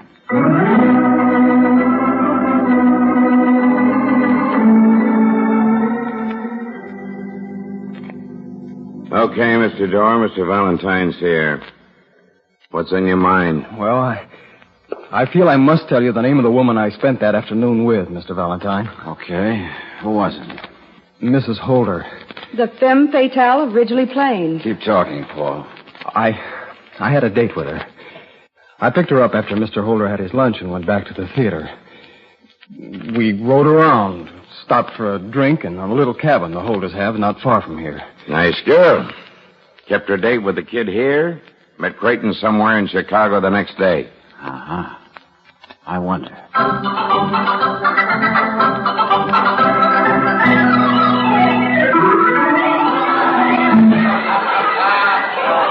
The cartoon is on now, Mr. Valentine. We can talk here in the lobby. The Mickey Mouse always goes over big here. So I hear. Mr. Holder, was there any special reason for your wife's trip to Chicago? Reason? Well, now, you can be honest with me. I'm trying to get at the truth. It's hard to know what truth is, isn't it? I thought Dottie really liked me. Maybe she didn't love me, but I thought she liked me. I'm sure she did. No, she didn't. Oh, she wasn't bad, but she liked to flirt. I thought a visit to her folks would do her good. Maybe she'd miss me a little, and things would be different between us. Do you think she and Mr. Creighton ran away together? I don't know what to think. I kid myself, Mr. Valentine. Sure, they ran away together. They sure go big for Mickey Mouse.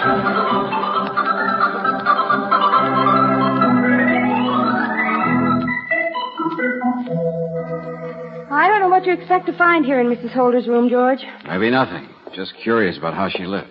Yes, well, I had a job getting permission from the chief here. After all, we're pretty sure now no crime has been committed. But, Johnson, there are too many loose threads. Like what? Like Stanley Collins's pretty good motive for killing Creighton. Now, look here, Valentine. I'm not making accusations. I'm just thinking out loud. Certainly enough pictures of Dottie Holder around. She liked herself. And Mrs. Creighton isn't fooling anyone with all this talk of her husband's loyalty. She knew him for what he was for a long time. Valentine, stop making a mystery of everything. Well, this would be Dottie's closet, I suppose. Brilliant deduction. Let's see. Not much left in here, huh? Oh. A couple of old dresses she probably didn't think were worth taking. We're wasting our time. Look, Valentine, Mrs. Johnson is expecting me home for dinner. Oh, that's funny. What is, darling? These shoes. Look. Well, they're brand new. Yeah. So what? So, why didn't Dottie take them along? Yeah, that is funny. She probably bought them for this trip, and... Just a minute. Now what are you looking for? Huh? Not here. Nope, they aren't here at all. George, if you don't stop acting so mysterious... Excuse me a minute, Angel. I gotta make a phone. Well, yes, but George, you Hey, can... what was the number of the movie house again? Oh, yeah, here it is.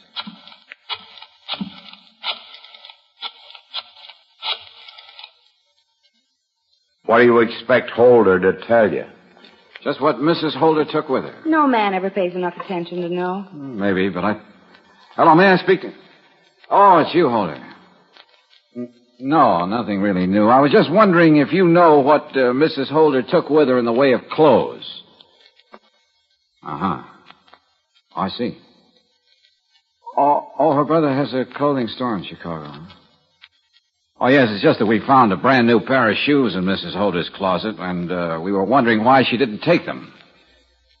Yeah, I guess so. Forgot them, yeah, maybe. All right, thanks, Mr. Holder. Well, What do you think you accomplished? She took only a couple of handbags, a few dresses, some underthings, some toilet articles. That's all. So? Her brother has a clothing store. She was going to get a lot of new things there. Okay. So what do we do now? Well, we wait a little while for the seed of destruction to begin to sprout. Then we go to work.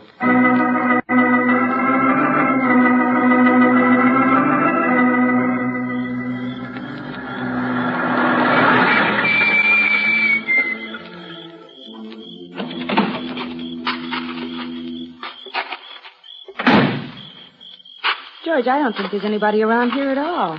Oh, now don't you be a cynic, Angel. We lost the good lieutenant to the lure of Mrs. Johnson's famous corned beef and cabbage. That's enough. Oh, I'm the true blue type, George. I stick it out. Even though I don't know why. No lights in the house. No car anywhere around. Just as I said. No nothing. Well, let's see now. You might as well sit out here on the porch, Angel. What are you going to do? Look around for signs of freshly dug earth. Oh. Oh, maybe I will just sit here.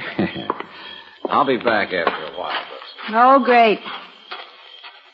Well, at least I can have a cigarette. Relax a little. Oh, my feet hurt. I wouldn't bother to sit down, Miss... Oh, Mr. Holder. Quiet, please. I wouldn't want to kill you just yet, but I will if you force me to. Oh, I never argue with anybody who has a gun. Never. Please go inside.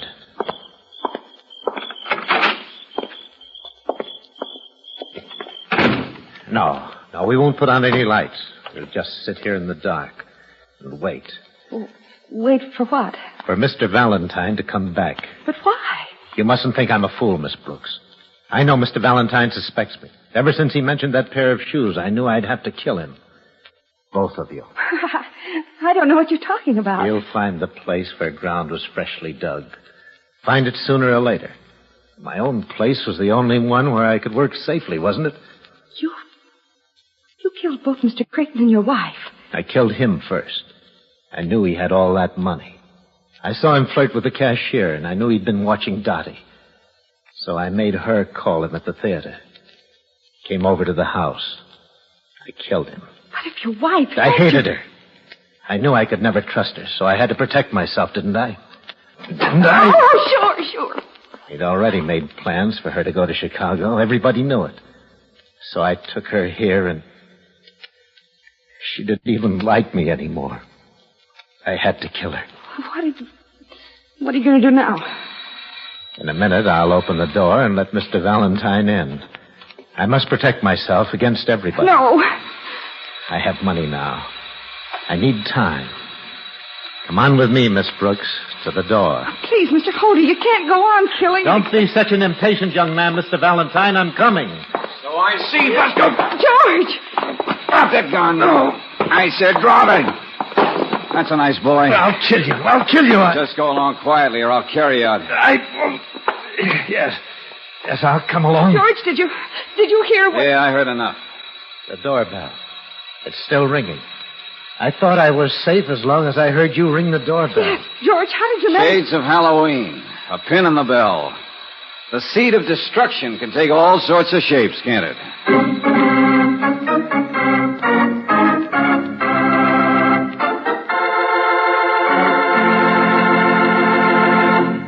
You know, there are 8 good reasons why Chevron Supreme gasoline works better in any car. And those 8 reasons are Chevron Supreme's 8 high-performance qualities. Quick starting, fast warm-up, full power, area blending, anti-knock, vapor lock prevention, smooth acceleration, and economy mileage. Remember that you get the gas with all 8 when you fill up with Chevron Supreme gasoline. So stop in tomorrow for a tank full at any standard station or independent Chevron gas station where they say and mean we take better care of your car.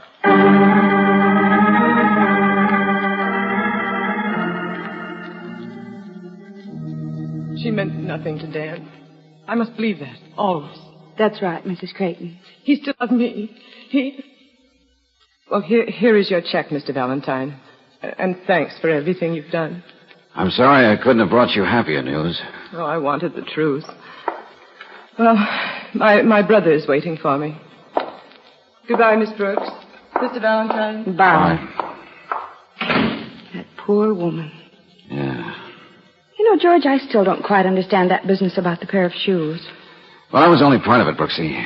It's what I didn't find in Mrs. Holder's closet that really got me thinking.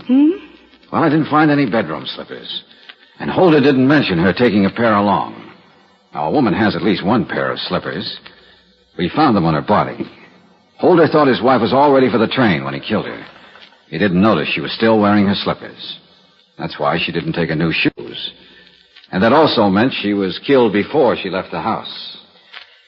The little things we overlook. Yeah. Well, maybe there is something in that German proverb, the seed of destruction. Come on, George, come on. Where are you going? What's the hurry? Well, look at the time. I made dinner. It's waiting. Oh, okay. Take it easy. Well, take it easy, nothing. There's a good American proverb that might work also.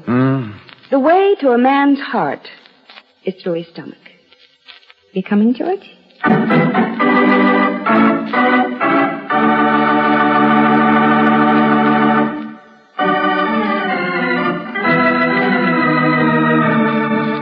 Tonight's transcribed adventure of George Valentine has been brought to you by Standard Oil Company of California on behalf of independent Chevron gas stations and Standard stations throughout the West. Robert Daly is starred as George with Virginia Gregg as Brooksy. Let George Do It was written by David Victor and directed by Kenneth Neff. Ken Christie was heard as Lieutenant Johnson, Joyce Manners as Edna, Stephen Chase as Ralph, Roland Morris as Paul, Tom McKee as Stan, and Karen Steele as Miss Barton.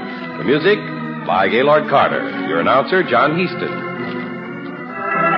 Listen again next week, same time, same station, to Let George Do It. Let George Do It is heard overseas through the worldwide facilities of the Armed Forces Radio Service.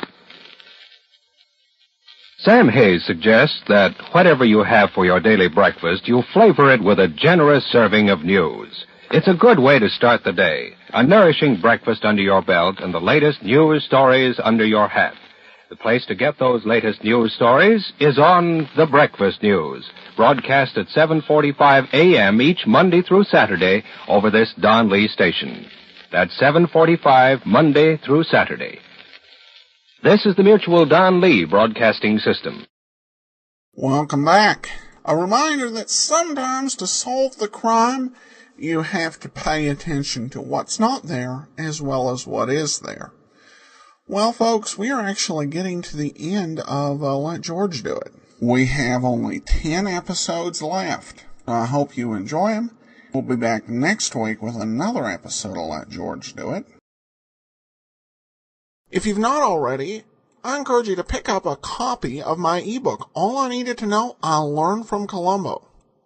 And it's available for Nook, Kindle, and for the iPad. In the ebook, we take a look at the careers and history of 7 great fictional detectives, including, of course, Sherlock Holmes. And we take a look at life lessons that can be learned from these detectives. All I Needed to Know, Learn from Columbo is available now online. And if you enjoy the book, I'd love to hear about it. But now let's get into today's episode of Sherlock Holmes. This one is The Adventure of the Three Garridebs.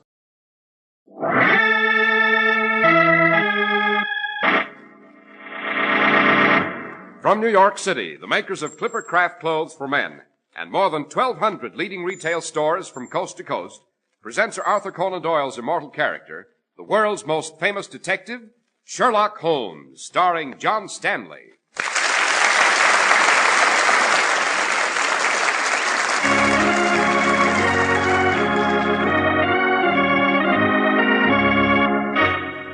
This week's story, The Adventure of the Three Garridebs.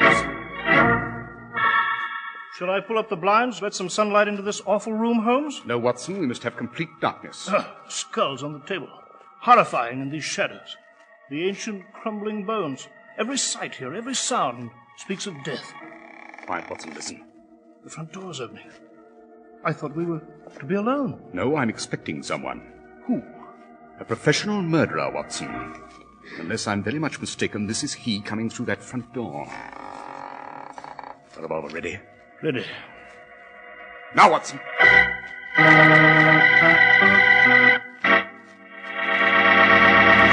If you want to look your best this summer, take no chances on the kind of suit you buy for warm weather wear. Be sure it's light and cool, but be doubly sure that it's so smartly tailored, so perfectly fitted, that you never look heat-crumpled. Only expert tailoring can assure that. The kind of master tailoring you get in fine Clippercraft suits. And they don't cost you a lot of money. You can buy a Clippercraft summer suit of tropical weight for as little as $33.75 to $42.50. And for that moderate price, you get a suit that will be envied by men who usually pay more, much more. You save all that money through the unique Clippercraft plan, whereby more than 1,200 independent merchants from coast to coast pool their tremendous buying power. You get the benefit. A Clippercraft spring and summer suit will help you face the summer with the confidence that goes with perfect grooming.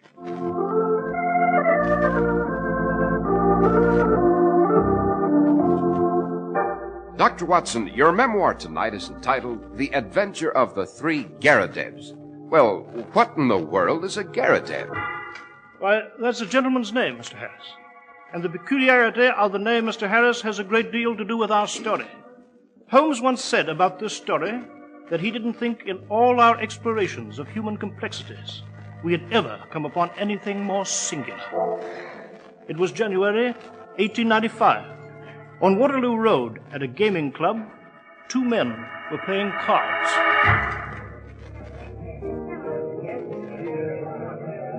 No, you don't, Evans. That's not the card you buried in the deck. It certainly is, Prescott. You didn't show the 6 of clubs. You showed the 4 of diamonds. I've been playing blackjack too long to be careless about such details. I said I showed the 4. You're a rotten double-dealing faker. Why, you cheap, dirty-mouthed You tramp. must have been cheating all along. I want my money back, every bit of it. And I want it now. Also, help me, I'll break your neck. You know I played fair. You just want your money because you can't stand losing. Give me that money. I'll give you this. So you carry a gun, Prescott, huh? Well, if you like fireworks...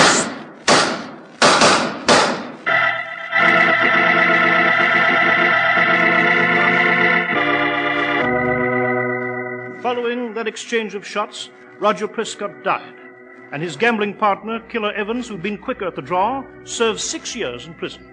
It was a short sentence because he proved Prescott drew a revolver first and that he had shot in self-defense. After his term was over, Evans disappeared into the dim, fog-bound world of men released from prison. One morning in late June of 1902, I was present when Holmes had an odd visitor at the flat on Baker Street. It was this first seemingly pleasant visit that was to lead us to the discovery of a great crime. Mr. Holmes, pray sit down, sir. You are, of course, Mr. John Garrideb. May I present my colleague, Dr. Watson? How do you do, sir? Garrideb? As for your problem, sir, your friend, Mr. Nathan Garrideb, has already invited me to be of assistance. Yeah, so he told me. That's why I've come. Nathan Garrideb? And you're John Garrideb? Brothers, perhaps, eh? No, they're not brothers, Watson. No doubt John here will explain. It concerns this document in my hand. Oh, Nathan sent that, did he? He did, but with precious little explanation. If we might have a clear account from you... In the presence of Watson, certainly. We usually work together. Well, years ago in the United States, there was a man named Alexander Garrideb. A third Garrideb? Really, I'm rather confused about this. It's simple, Doctor. Alexander Garrideb made his money in real estate. He bought land along the Arkansas River. He became fabulously wealthy, but he'd no relatives. And he developed a strange mental quirk. Which was? Well, he took a kind of pride in the queerness of his name. Garrideb. I had a law practice then in Topeka, and there we met. I imagine he took a liking to you, since your name was also Garrideb. Exactly, Mr. Holmes. His pet fad seemed to be to find out if there were any other Garridebs in the world. In fact, when he died, he left a very queer will. The document I have in my hand. That's it. You see, his property was divided into 3 parts. I was to have 1, provided 2 other Garridebs were found to share the remainder. Well, is it a considerable sum? $5 million to each man. Fantastic. Yes. And since the sum was so gigantic, I set aside my practice to find 2 more gentlemen named Garrideb. There isn't one in the United States, so I tried England. And here in London you found a Mr. Nathan Garrideb, my client. 2 days ago, at 136 Little Ryder Street. I located him with the London telephone directory. Well, you're very fortunate. Does he have relatives? No, none. And the will states that all 3 Garridebs must be adult males. Whimsical, eh, Watson? Mr. Garrideb, have you tried advertising in the agony columns of the newspapers? Yes, I have. No replies. It's a most curious little problem. Oh, by the way, you mentioned having come from Topeka. I had a correspondent there once, who's dead now, old Dr. Lysander Starr, who was mayor in 1890. Oh, yes, a wonderful chap. I knew him intimately. Really? Intimately. Well, Mr. Holmes, we must find a third man named Garridebs somewhere in the globe, or lose millions. We depend upon you, sir. As well you may. I shall communicate any new developments to you. Thank you. Good morning. Good morning. Good morning, sir. Well, Watson, I haven't indulged in such a conversation for a long, long time. What do you mean? I mean that everything Mr. John Garridebs said here in this flat just now was a lie. Every word a lie. What? A brightly colored camouflage, Watson. Very deceiving. But underneath it, I wonder what hideous crime.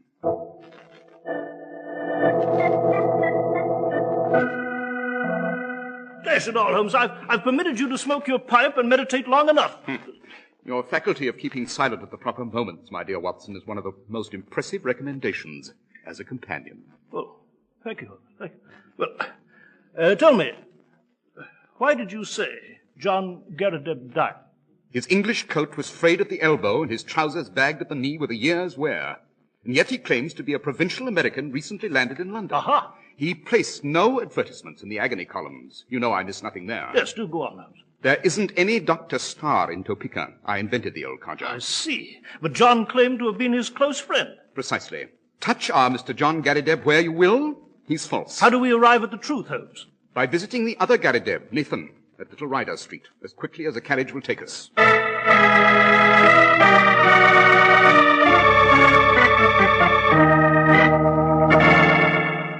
This is Nathan Garrideb's residence, Watson. Yes, I'll ring Holmes. We begin on firm ground. Nathan Garrideb is indeed this gentleman's real name. How could you know that, Holmes? Before we've even met. Observe, Watson, the brass nameplate by the door, especially its discolored surface. Up some years. Oh, yes, of course. Now that you've pointed out. Yes? What is it? Mr. Nathan Garrideb, I am Sherlock Holmes. This is my friend, Dr. Watson. Oh, do come in, gentlemen. Thank you. This way, gentlemen. This way. Fascinating room, sir. Do you find it so? I'm very proud of my collection. Yes, incredible number of cupboards and cabinets. That's my butterfly collection where you're standing, Doctor. In this case, gentlemen, my ancient coins. In that cabinet, the skulls of prehistoric men, flint instruments, early weapons. Dare say I've never seen so singular a collection. My doctor lectures me about never going out. But why should I, when there's so much to hold me here? You never go out? Very seldom, Mr. Holmes. I'm not too strong. My research is very absorbing. You may well imagine what a terrific shock, pleasant but terrific it was, when I learned of the will of my good fortune. If we find just one more man named Garrideb, each of us receives $5 million. Yes.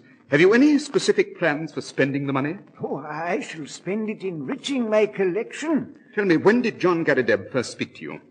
Last Tuesday. Did he ask for money? No. Do you know of any ulterior motive he might have? None. You told him we were coming here today. I did. Holmes, what are you driving at? Have you any articles of great value in this collection? Oh, it's a good collection, but not very valuable. I see. How long have you been in these rooms? Nearly 5 years. Now I see. You imagine I'm not mentally well. You see my collections, my fossils, bones, my skulls, my dusty room. You're suspicious. You picture me as a child, locked forever in a room with his toys. That is what you two gentlemen are thinking. I know. And you're saying to yourselves he's insane. What's he up to? Is he scheming with this John Garrideb? Why, does every sight and every sound in this room speak of death?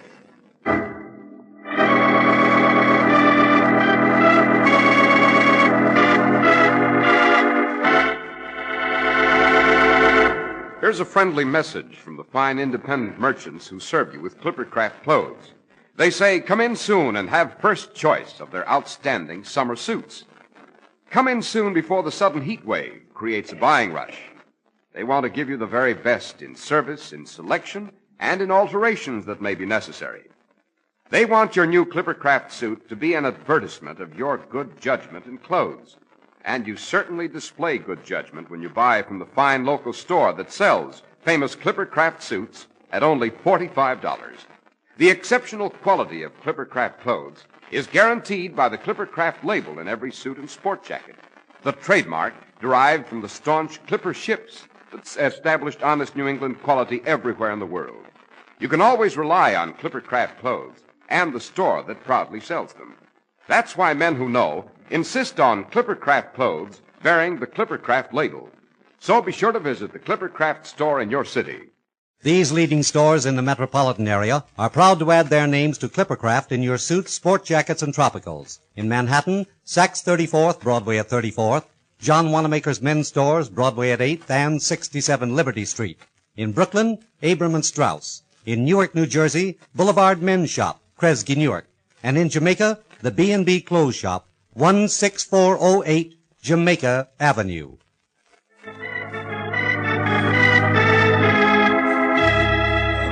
Dr. Watson, you and Mr. Holmes were visiting old Mr. Nathan Garrideb at his very frightening rooms. Yes, Mr. Harris. And Garrideb had a wild gleam in his eye as he ranted on about himself and about how suspicious he thought we were. You've exaggerated our viewpoint, Nathan Garrideb. Have I?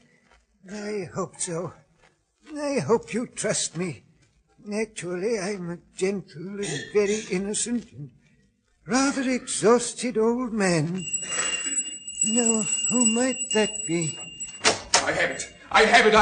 Well, Mr. John Garrideb, Mr. Holmes, I've found the third man. Have you really? I hoped you'd be here, Mr. Holmes. Dr. Watson, to hear the good news. Look. Well, where is the third man? Who is he?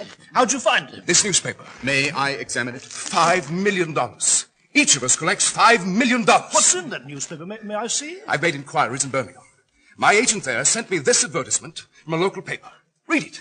Let me see. Howard Garrideb, constructor of agricultural machinery, binders, plows, farmers' carts, buckboards, other appliances. Estimates for artesian wells.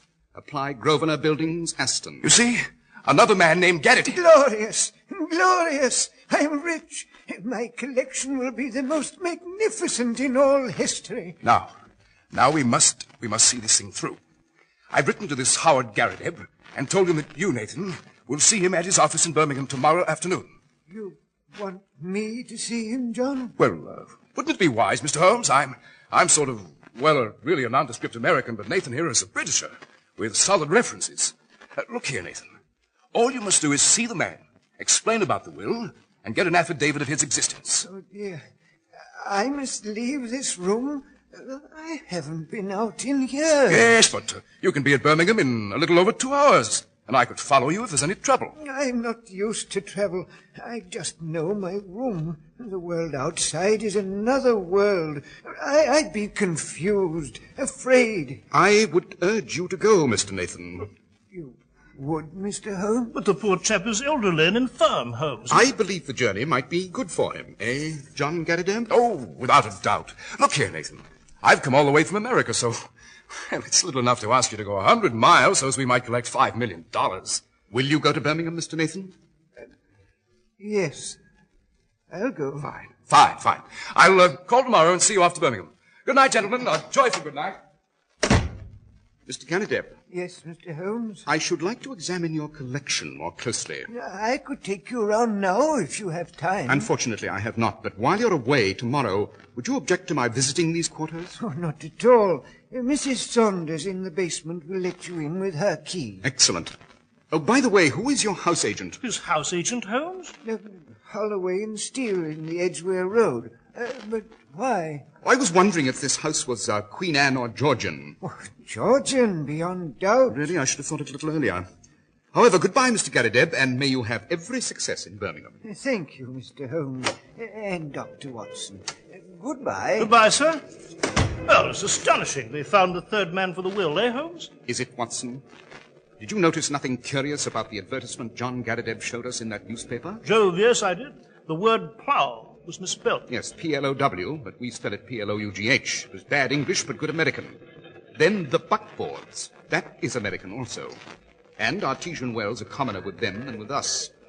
It's a typical American advertisement, but supposedly from an English firm. What do you make of that? Well, this same liar, this John Garrideb, inserted the advertisement himself. Yes, but then there isn't any Howard Garrideb in Birmingham at all. Quite. Nathan's off on a futile trip, Holmes. Precisely. I permitted him to go ahead, though. Deliberately. But why? Why, Holmes? You'll see, Watson. You'll see.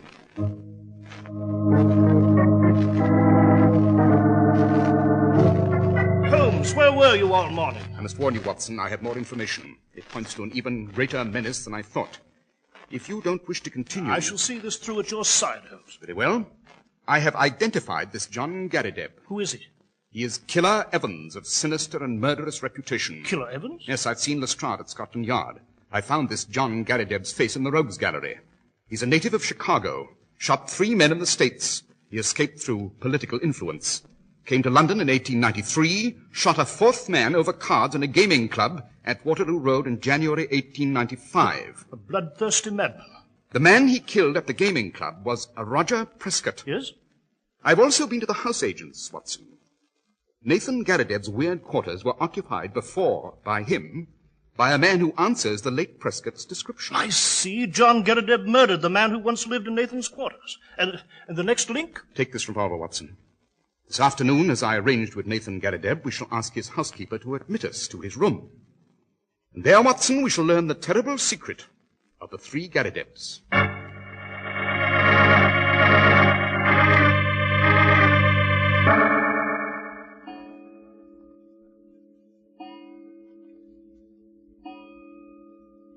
Shall I pull up the blinds? Allow some sunlight in, Holmes? This room of Nathan's so dark. No, Watson. Skulls. Horrifying. The shadows. Ancient crumbling bones here.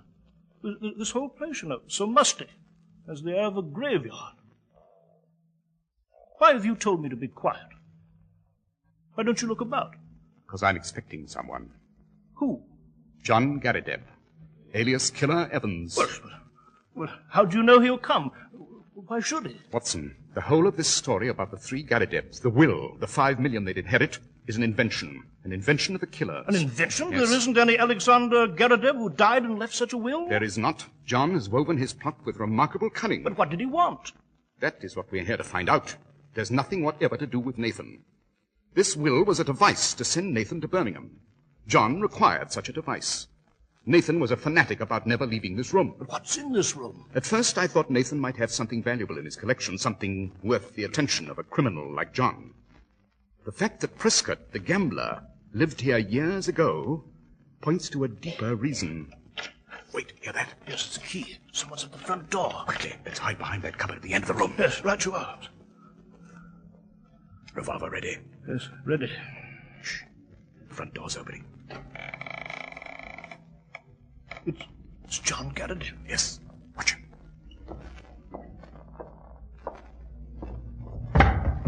He's pushed the table to one side. Pulled back the carpet. Now he's using a tool to pry up the boards of the floor. He's lit a candle. Holmes, there's a trap door under that carpet. Leads to something below there. Garrideb's going down. Now Watson will seize him. Pleasant to see you again, Mr. Garrideb. Holmes! If you look just behind you, you'll see that my revolver is pointed directly at your head. I believe it might be more accurate were we to dispense with your fictitious name and address you as Killer Evans. Well, I guess you've been too much for me, Holmes, eh? Has played me for a sucker from the very beginning. I got to hand it to you. Of course, I've looked into the business end of a revolver before, and what I always do is... I thought... I have him, Watson. Struck him with my pistol. You hurt? No, it's nothing, Holmes. Just a mere scratch. Look down there, Holmes. Through the trap door, beneath this room. There's machinery, papers, and bottles. Stacks of money there. Yes, Watson. A printing press. This is a counterfeiter's outfit. Just a moment. John's trying to speak. There's blood pouring over his face. He's trying to speak. That's stuff down there. On my head. That belonged to the greatest counterfeiter London ever saw. To Roger Prescott. No living man could tell a Prescott note from a Bank of England. Prescott, the man you killed in the gambling duel. Yes. Let's make a deal. Those bundles of money. Prescott made them. They're perfect. Fit to pass anywhere. Worth a fortune. Take them. Let me beat it. Not a bit of it. We're turning you over to Scotland Yard. I was the only one who knew where Prescott made the notes. Oh, my. I had to get Nathan Garrideb out. That crazy bug hunter with a queer name living here on top of us, never knowing it. Dreaming of all the money in the world. When it was right beneath the dirty floorboards he walked on all night. Take the money. Let me go, please. I've done nothing, please. Aside from a charge of attempted murder, sir, I'm quite sure that Scotland Yard has a formidable list of other subjects to discuss with you. Please give the Yard a call, Watson. Yes, sir. Tell them we have our prisoner, John Garrideb of Chicago. There's some doubt as to their familiarity with the name. And tell them the name of his captor, Sherlock Holmes of Baker Street. About the impact of that name, there's no doubt at all.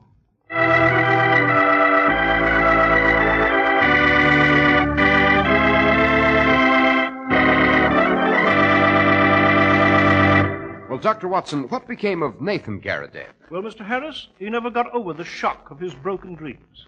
When his castle in the air tumbled down, it buried him beneath the ruins.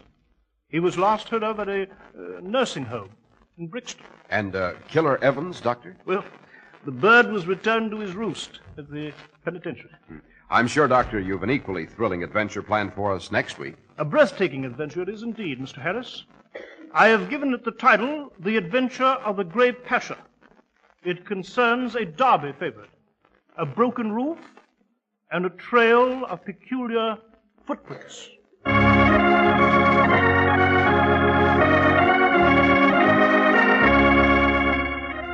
The makers of Clippercraft clothes and more than 1,200 stores from coast to coast have brought you another in the new series of broadcasts featuring the world's most famous detective, Sherlock Holmes.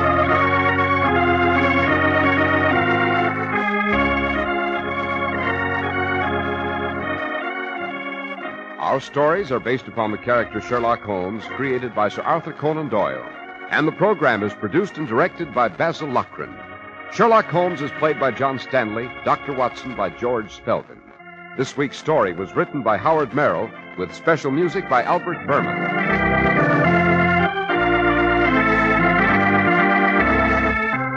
If you don't know your Clippercraft dealer, write Clippercraft, 200 Fifth Avenue, New York City.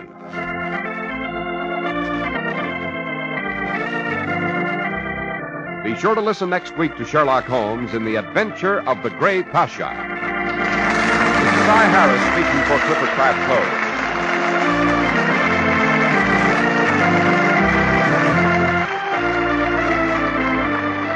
This is the Mutual Broadcasting System. The most comfortable shoe sole in the world. Welcome back. Well, a nice story. Reminded me a little bit of the Red-Headed League, except the proposal in terms of the promise of success far above just the few pounds pay for copying pages out of a encyclopedia that was used in the Red-Headed League. And this sort of story was something he also used another time. Also was a device in the adventure of the stockbroker's clerk. Still, the Red-Headed League has got to be the best of those stories as far as I'm concerned. Now we turn to listener comments and feedback, and we have this from over on Podcast Alley. I found this station through TuneIn Radio while I was browsing. Love have discovered and love listening to Nero Wolfe and Sherlock Holmes stories so far. Well, thanks so much for your comment. It's truly appreciated. Should let you know we only have 4 more weeks with John Stanley as Sherlock Holmes. We'll have a little bit more to go in the series after that. But that'll actually do it for today. We will be back tomorrow with yours truly, Johnny Dollar, and then join us back here next Thursday for another episode of Sherlock Holmes. Today's episode is brought to you by the financial support of our listeners. Thanks so much for your support. Now it's time for today's episode of yours truly, Johnny Dollar. And I'll warn you, the sound quality's poor, and I know Andrew will do all he can, but just be advised. Here is the Temperamental Tote Board Matter. Wrigley's Spearmint Chewing Gum. The refreshing, delicious treat that gives you chewing enjoyment. Present for your listening enjoyment, John Lund as Johnny Dollar. Ben Gordon, Johnny. Got a strange one for you. Well, who's the deceased and where did it happen? His name's Luis Alvarado, a $50,000 life policy. He's a bachelor. His brother Jose is the beneficiary. The two of them own a racetrack in San Juan, Puerto Rico. Well, outside of the fact that not too many people own racetracks, what's so strange about it? Well, an exercise boy found him under the tote board in the infield at 6 this morning. He had a .38 caliber bullet hole in his chest and a winning ticket and a long shot in his hand. Well, Johnny? Well, I guess there's nothing stranger than a winning ticket on a long shot. It's that.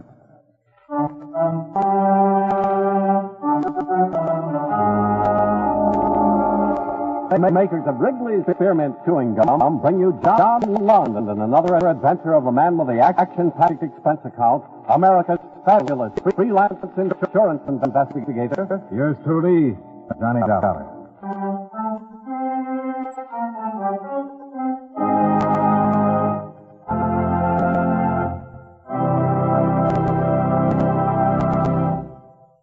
Friends, the makers of Wrigley's Spearmint Gum present these weekly adventures of Johnny Dollar because they know that millions of you enjoy Johnny Dollar. That's true of Wrigley's Spearmint Chewing Gum, too. It's enjoyed by millions, day in and day out.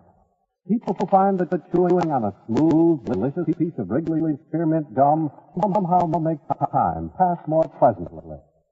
Whether you're working, driving, shopping, or just taking things easy, that good, tasty chewing gives you enjoyment and satisfaction. So always keep a package of Wrigley's Spearmint Chewing Gum handy. And whenever you want a refreshing, delicious treat, chew a stick. You'll like it. You really will.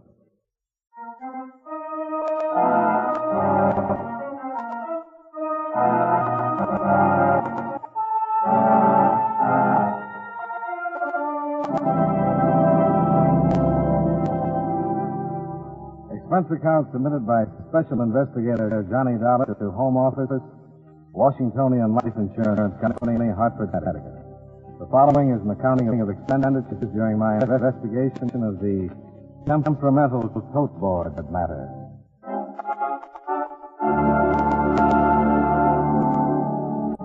Expense account item 1, $147.35. Airfare between Hartford and San Juan, Puerto Rico. I checked in at the Carrie's Hilton and then made my way to police headquarters where I introduced myself to Piano Cardinal, captain of the police. It is perhaps unfortunate you did not check with us by telephone before coming down, Senor Dollar. You might have saved yourself the trip. Oh, why is that, Captain? It is our belief that the insurance of Senor Luis Alvarado has no bearing whatsoever upon his murder. Well, what does have a... Perhaps you have heard of Anthony Randolph. Randolph? That's the same Tony Randolph who's connected with the Miami gambling syndicate? It is. It is here now in San Juan. And for several weeks it has been attempting to persuade the Alvarado brothers to sell him an interest in the track. How's he making that out? 2 days ago, Senor Luis Alvarado almost physically threw him out of his office. Now Luis is dead. Yes.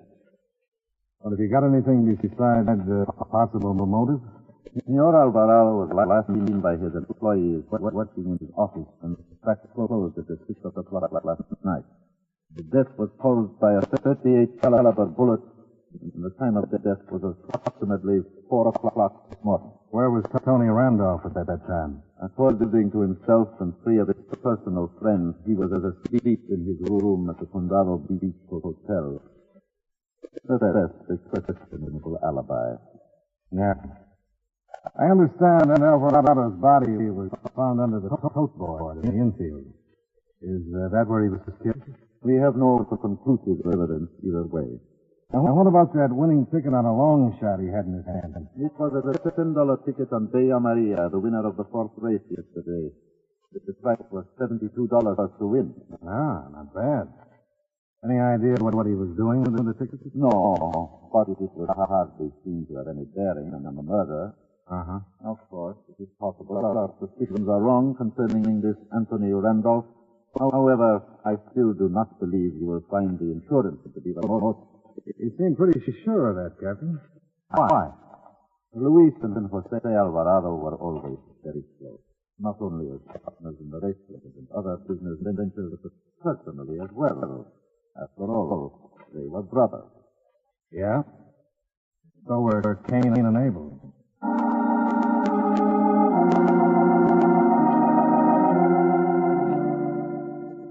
Expense account item $2.10. Cab fare out to the Descanso racetrack. I got there between the 5th and 6th races, made my way to the west wing of the clubhouse, where the Alvarado brothers had their private office.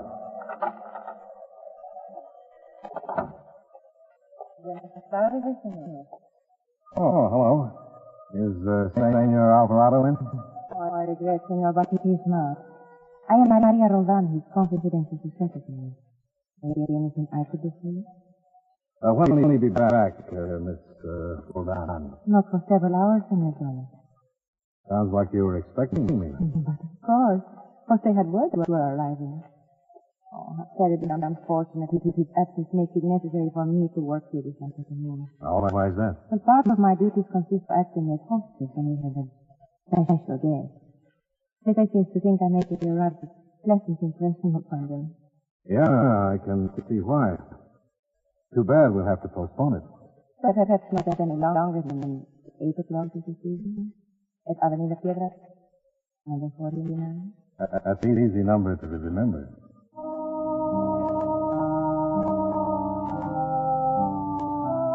Expense account item 3, $1.85, cab fare to the Condado Beach Hotel. I found Tony Randolph on a private patio overlooking the beach. He came completely equipped with slim trunks, dark glasses, and then 3 close-mouthed bodyguards hovering obtrusively in the background. Sure, I'll be glad to tell you what I can, Mr. Dollar, but don't figure why you came to see me. Well, you were trying to buy an interest in the Descanso racetrack from the Alvarados. Yeah, that's right. I came down here on a little vacation, saw the plant. It looked pretty good, so I figured I might invest a few bucks in it. How you making out? Well, you know how these things are. It takes a little time. The boys have been playing hard to get, trying to raise the price. But they're getting on okay.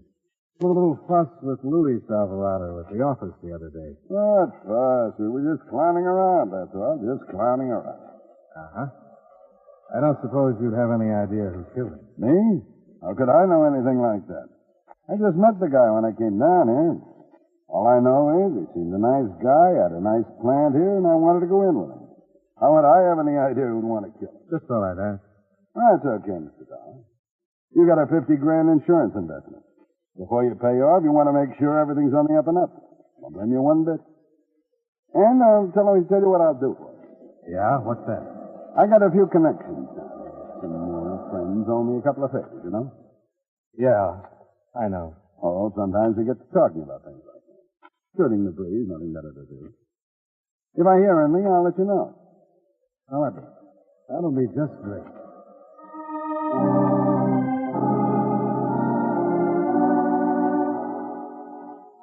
Expense account item 4, $1.85, cab fare back to the Descanso racetrack.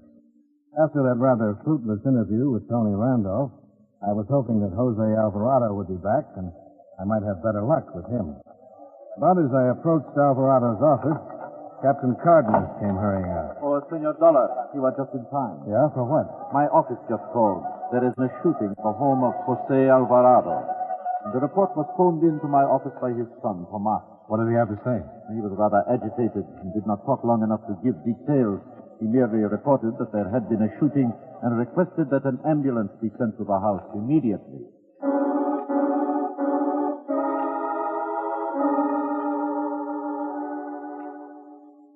Tomas Alvarado was waiting at the house to greet us. And so was a corpse stretched out on the living room floor. A .38 caliber revolver laying beside an outstretched hand. Tomas did the honors. His name is Julio Mendoza, a former employee of ours at the track. Why he should have done such an insane thing, I do not know. Well, just what did he do, Mr. Alvarado? I do not know what started it. I was in the library going over the list of pallbearers for my uncle's funeral. when I heard the angry voices arguing in here. Your father's voice in Mendoza? See, there was a sound like a blow, and I heard my father cry out. I took a gun from the desk and came in here. That 45 Colt automatic on the table over there? See. As I came running in, Mendoza fired a shot at me, and I fired one in return, and he fell. Then I ran over to my father. He was alive, Senor Alvarado.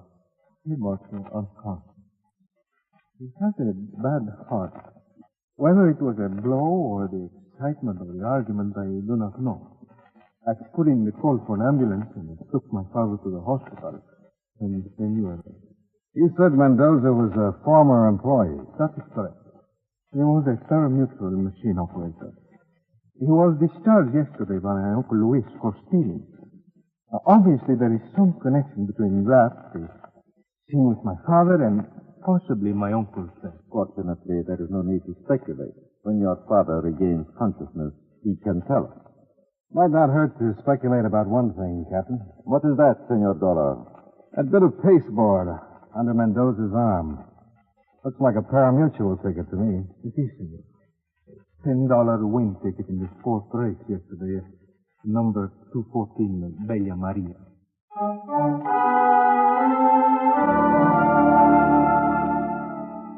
When the homicide men arrived, Tomas Alvarado dictated a statement to them and then left for the hospital. Captain Cardenas went to headquarters. I went back to the Hilton. Expense account item 5, $6.75. Drinks and sandwiches on the hotel veranda while waiting for 8 o'clock and my rendezvous with Maria Roldan. My peaceful contemplation of the view was interrupted by 2 phone calls. The first was from Captain Cardenas. We have just received a report from the listing, Senor Dollar. Julio Mendoza's gun is the same one which killed Senor Luis Alvarado. Obviously, our case is closed.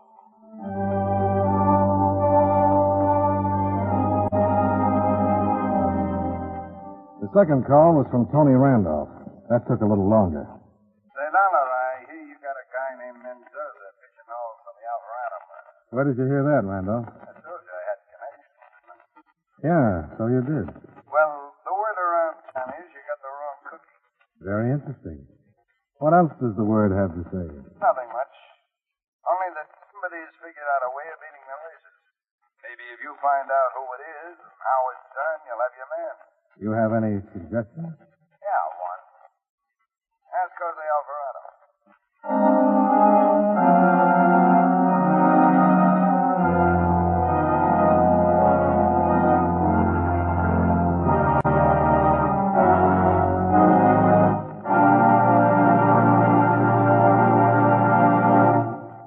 Friends, no matter what kind of work you do, there are bound to be times when the job seems monotonous. You feel tense and restless, and you need something to give you a boost. Well, you'll be surprised how helpful a stick of Wrigley's Spearmint Chewing Gum can be at times like that.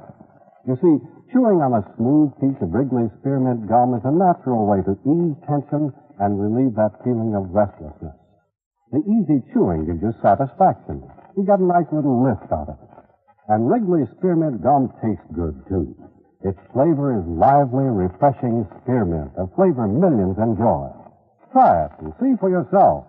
Get a few packages of Wrigley's Spearmint Chewing Gum and chew a stick from time to time while you work. Chewing this delicious gum will make your job seem easier and pleasanter. It really will.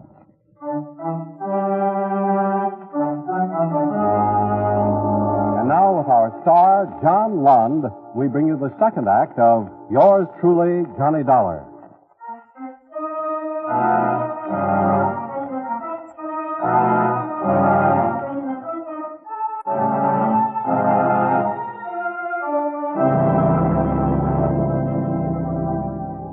Expense account item 6, $1.75.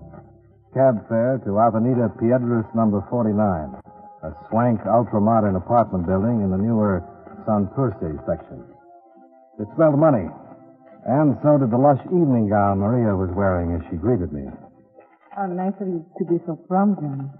You're even a bit early. Well, I was hoping you wouldn't mind. Oh, how could I mind? As you see, I'm already dressed.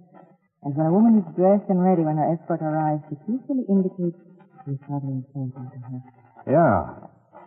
What I'm trying to figure out is why. You North-Americaners. You're always looking for reasons, motivation. Is it not enough that a woman finds you attractive and wishes to spend some time in your company? Well, I suppose it could be. But it is not? In this case, no. I was afraid this evening would not turn out as pleasantly as I'd hoped. I'm sorry. There's no need to be. After all, you're down here on business. I can understand. I will answer your questions as best I can. Thanks. Well, suppose we start with Luis Alvarado's murder and those Bella Maria win tickets. Johnny, are you familiar with the operation of a fine mutual trust? As familiar as I want to be. Well, then you know it operates like a complicated adding machine.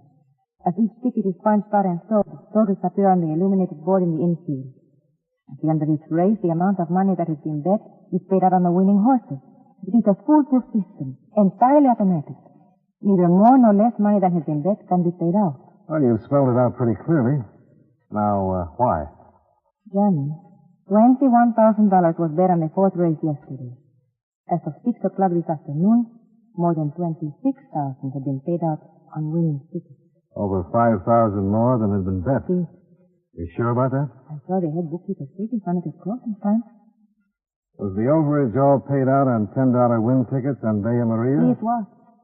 Has this ever happened before? I do not know. Only Jose and Luis ever see the figures. It is only because I was there alone today that I happened to see them. Uh-huh. What does Tomas Alvarado do at the track? Well, he has charge of a guard and protection service. And Julio Mendoza? He operated a very mutual machine. At a $10 window? See? Very interesting. So interesting that it will interfere with our plans for this evening? There'll be other nights, Maria.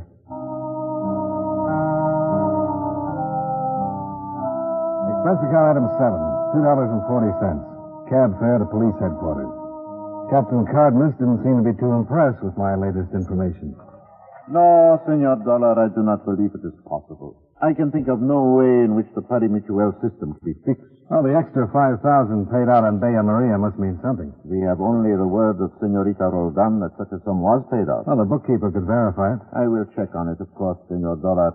But this much I can tell you now. It is mechanically impossible to fix the tote board or to punch out any tickets after the race begins. What about forgery? Well, that, too, would be virtually impossible.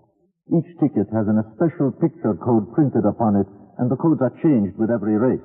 That sounds pretty foolproof, doesn't it? Believe me, it is, Senor Dollar. And even if it were not, what possible connection could all this have with the murder of Luis Alvarado? I wish you hadn't asked that, Captain. It's been bothering me, too.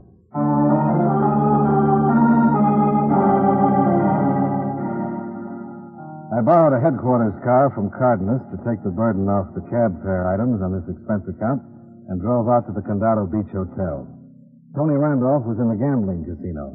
His mood wasn't quite as expansive as it had been earlier that day. Okay, Dollar, what's on your mind now? And make it snappy, will you? I've got things to do.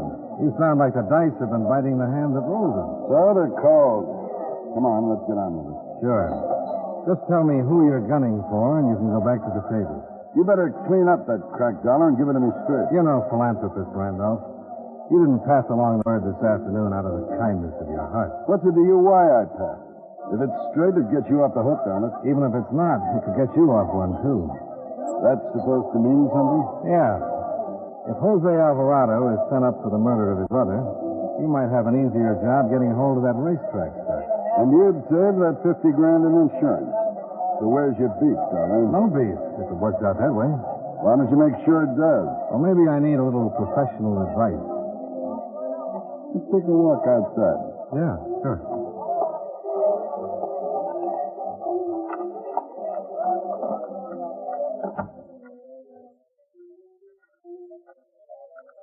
Okay, Dollar, let out.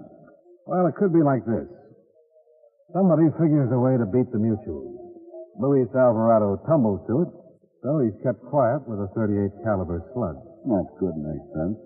Only they tell me the mutuals can't be beat. They could be wrong. How wrong? There's no law against cashing winning tickets a day or two after the race. Well, you'd have to get the tickets first. Or print them yourself.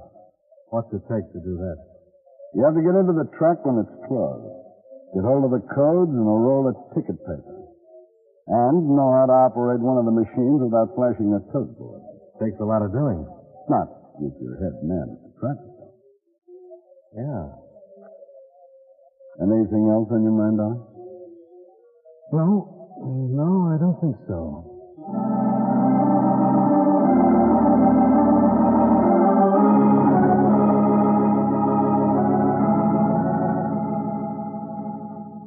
I do not know, Senor Dollar. It is still a theory without proof. Well, the bookkeeper should be able to supply us with some. No, I am afraid not.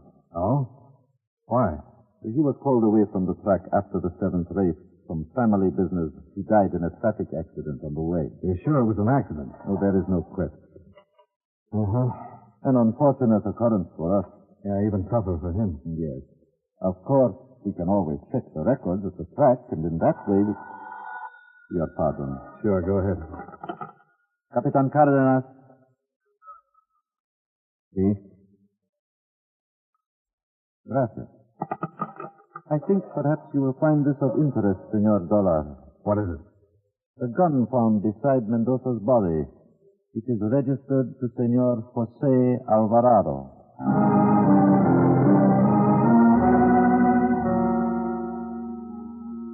Before leaving the office with Captain Cardenas, I found time for one short telephone call.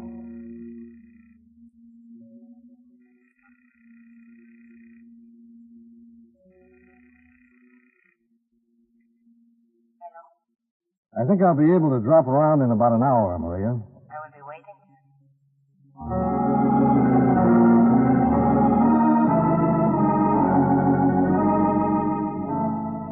The hospital told us that Jose Alvarado's condition was still too critical to allow questioning. So the captain and I went out to the Descanso racetrack instead. The full moon was taking a siesta behind a bank of clouds, and the dim, shadowy bulk of the grandstand looked deserted. The watchman at the gate assured us that no one had entered the track since closing time. I think perhaps we are being rather foolish, Senor Dollar. There is nothing to be learned out here at this hour of the night. What about the bookkeeper's report? It could wait until the morning. Maybe it wouldn't be there by then. That is a possibility, of course. However, the hospital assures me that Senor Alvarado could not be released for some time. Well, it won't do any harm to look. Wait, Senor. In there, behind that ticket case, the light. Yeah. What would anyone be doing in there? Operating one of the Temperamental machines. By hand. There is an entrance to the cages of this palace. We have here.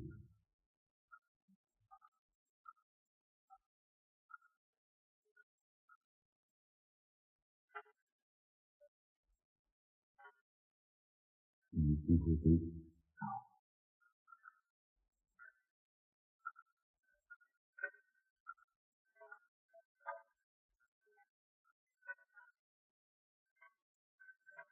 What is it? The police! Stand still!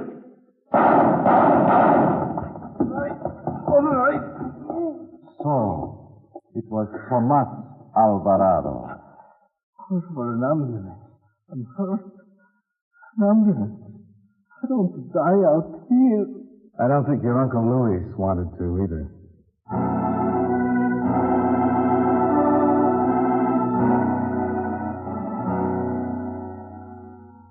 On the way to the hospital, Tomas Alvarado gave us a confession to the murders of Luis Alvarado and Julio Mendoza. Both were motivated by their separate discoveries of Tomas's little plan for getting rich off his father's racetrack. When the surgeon finally convinced him he wasn't going to die, he decided to retract and left a few details unanswered. But he had told us enough to satisfy Captain Cardenas. So it was as I told you in the beginning, Senor Dollar. The insurance had nothing to do with this matter. Yeah, but you've got to admit Jose Alvarado was involved. Apparently only to the extent of a blackmail attempt by Julio Mendoza. However, that need be no concern of yours. The unfinished business we will take care of in due time. Say, that reminds me. I've got a little unfinished business of my own.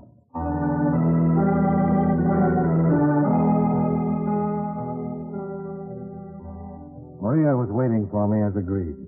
She's even more lush and lovely than she had earlier. She recommended a nightclub. And on our way downtown, I gave her a short resume of what had happened. So it was Thomas who was responsible. Oh, stupid man. Why is that? He could have had everything he wanted if he'd only been willing to wait for it. His father's money, you mean? See? It would have come to him in time. To do this, deliberately rob and murder because he wanted the money now. Oh, how do people do such things? Well, who knows? Maybe somebody talks them into it. Maybe it's for some woman. Maybe both together. I suppose that is true. Oh, why then why should we concern ourselves about it now? This is our night, Johnny. There will be nothing more to spoil it. Yeah, I think that was probably it. What? A combination. Some woman talking him into it. He had to be working with somebody. He couldn't have cashed all those extra tickets himself. It'd be a dead giveaway. So somebody else helped him to spread them around. Oh, Johnny, you're talking about business again. What did you do with the tickets, Maria? Sell them at a discount to some fence? I'm not being very funny, Johnny. If this is your idea of a pleasant It's no evening... good, Maria. You tipped it when you said you saw the bookkeeper's figures at the end of the racing day. Too bad you didn't know he'd left the track at the end of the 7th race. It was a good try at keeping your own skirts clean, but didn't work out. Johnny, this is police headquarters. Yeah. Let's go in, shall we?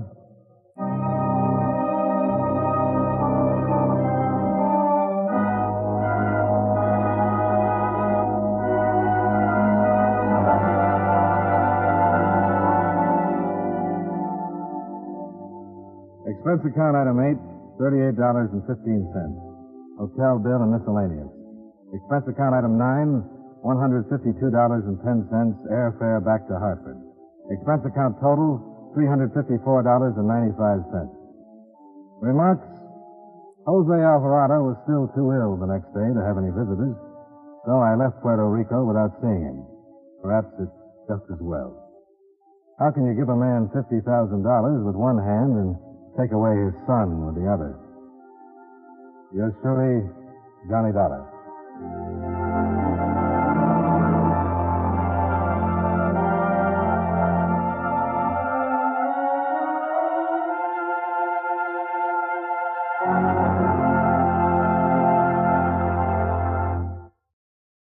Welcome back. I couldn't help but feeling that the name of the police inspector was somehow being mispronounced. However, I'll give Johnny Dollar the benefit of the doubt on this one. All right, well, we turn to listener comments and feedback. And Mary writes, I like all your shows. Keep up the good work. Thanks so much, Mary. I do have a couple quick notes before we go. Next month's going to be our listener support campaign. And I'd love to hear from you what types of items you'd like to have included as thank you gifts. I've thought about adding for our U.S. listeners, like packs of actual mystery books, some of the favorites I read in the last year, or some specifically with Nero Wolfe. You can take a look at our current list at support.greatdetectives.net. The campaign does not start till later on in the month of February. But if you have some suggestions, email them to me. I'd love to hear what you think we could add. And it's at box13@greatdetectives.net. Be sure and rate the show on iTunes. I appreciate we've got 171 iTunes ratings, plus more on some of the individual shows. But you can rate the show. We appreciate reviews, but they're not required. But from Boise, Idaho, that'll do it for today. We'll be back tomorrow with the lineup, and then join us back here next Friday for yours truly, Johnny Dollar. Today's episode is brought to you by the support of our listeners. Thanks so much for your support. Now it's time for today's episode of The Lineup, The Candy Store Killing. Bring on the line. We take you now behind the scenes of a police headquarters in a great American city, where under the cold, glaring lights will pass before us the innocent, the vagrant, the thief, the murderer. This is The Lineup.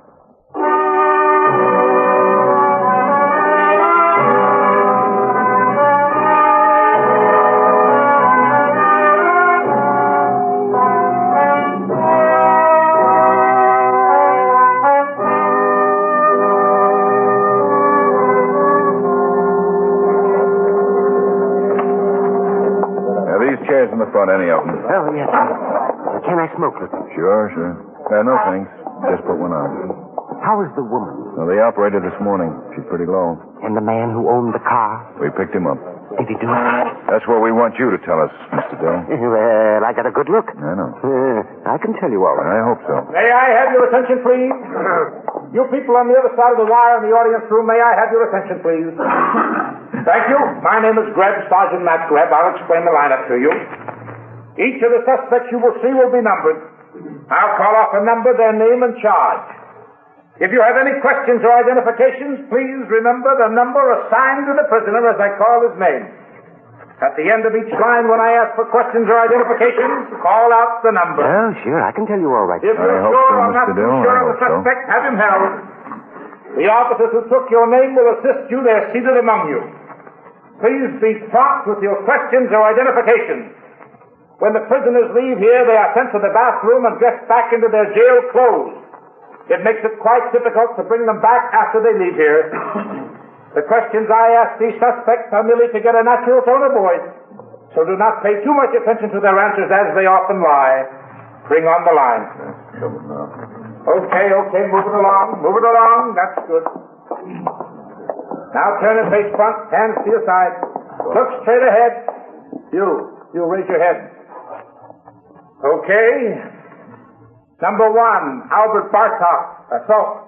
Where do you live, Albert? 19137 Fuller. What's your business, Albert? You couldn't make it Al, could you? What's your business, Albert? I'm not working. Why did you hit your wife? Because I'm not working. She keeps reminding me. For 2 years she reminds me. Morning, night, and noon she reminds me. It depressed me. You hit her with a chair. It was the nearest thing. Every time I tried to sit down, she grabbed my hair. She wouldn't give me no peace, so when she grabbed my hair, I grabbed the chair. Number 2, Henry Ingram, vagrancy. Oh, Sergeant. This is twice this month, Henry. Yes, Sergeant. I just got out. Why were you trying to catch the duck? I was walking through the park. I saw the duck. I wasn't trying to catch it. I was trying to pet it. I like ducks. You ruined the whole flower bed trying to pet it. Yes, Sergeant. Number 3, Martin Cerruti, theft. I told you to keep your head up. Okay. Where do you live, Cerruti? I'm from Denver. We know that. Where do you live here? I don't. I just got off the train. You stole a coat from the Wheelwright department store. I forgot to take it off. All right, you've got a place to live now. Number 4, John Wolcott, armed robbery, murder. Hey, Lieutenant, where can I put out my cigarette? On the floor. What's your business, John? I run a gas station. Where, John? Corner of 105th and Sutton Place. On the night of November 12th, you held up the Albert Candy Store. No, I didn't, Sergeant. You and another unidentified man shot the owner, Mr. Gus Alger, and his wife, Dora. I had nothing to do with it. That's the charge, John. Lieutenant. Yeah? That's him. He's the Are one there I any chased. questions Oh, or that's him. I'm identifications from the positive. audience? Lieutenant? Yeah? I think Any he's the one. questions or Number 4. identifications Yes, that's from right. the He's the audience? one who ran up the please? Sergeant Graham. Yes, Lieutenant. Number 4, hold for interrogation.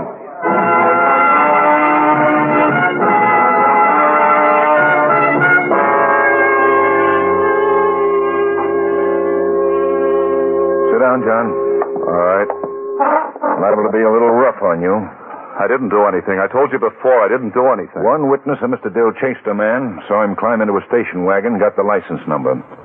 It turned out to be your car, John. In the lineup this morning, Mr. Dill identified you as the man he chased. He's wrong. 2 other men and a woman also identified you. They all agree they saw you run out of that candy store with another man. The owner of that store died last night. I'm sorry. His wife's in bad shape, but she'll live. Look, I've never been in that candy store. I didn't shoot anybody. You live with your brother? Yes. George Walker? Yes. Where was he that night? You keep asking. He went to a movie. And he didn't take the station wagon? I told you, no, he didn't take the station wagon. Does George have a key to the station wagon? How many times do I have to tell you? Does he have a key? No. He didn't take the car out of the garage that night. Somebody did, John. All right. Somebody took it out. I didn't. George didn't. Go find out who. When Mrs. Albert is better, when the doctors say it's all right for us to see him, we'll ask her for an identification. Okay. 2 men held up a store, killed her husband. 4 witnesses have already identified you as one of the men. Mrs. Albert will know for sure. She won't forget who killed her husband. Okay. I got the brother in your office, Ben. All right. Nothing? Not yet. Take this one back upstairs. Uh-huh.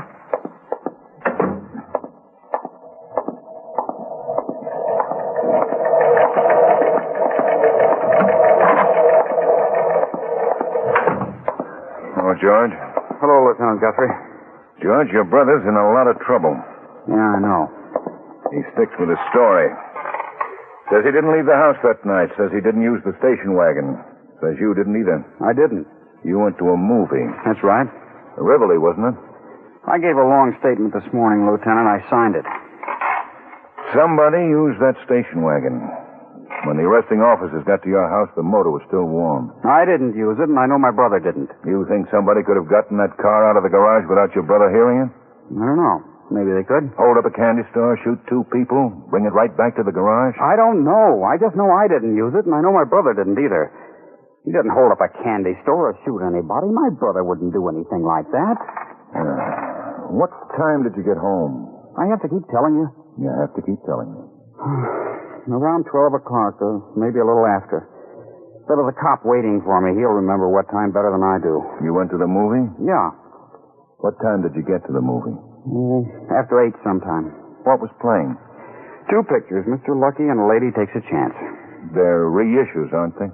I saw them before, a long time ago. They're good ones. I wanted to see them again. Your brother runs a gas station, doesn't he? Yeah. How late does he work? Usually around 7. How does your brother do in his gas station? He does all right. Makes pretty good money. You don't work? No, I've been looking for a job. How old are you, George? 22. John's 28. Yeah. When'd your mother and father die? Mom died when we were kids. Dad about 5 years ago. And John's been supporting you? I told you I was trying to get a job. It's not easy. Well, I want to talk to you again. Stick around home. Sure, Lieutenant. My brother didn't do it, Lieutenant. Awful lot of evidence, George. But he didn't. We'll talk about it later. Bye, George. Goodbye, Lieutenant.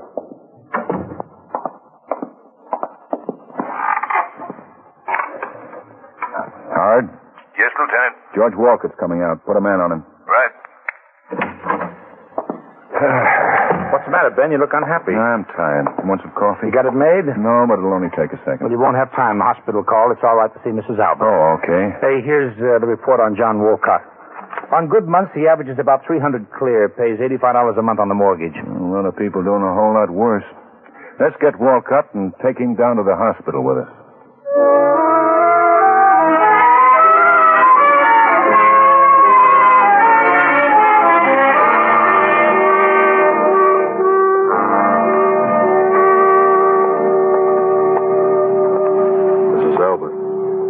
Mrs. Albert. Yes?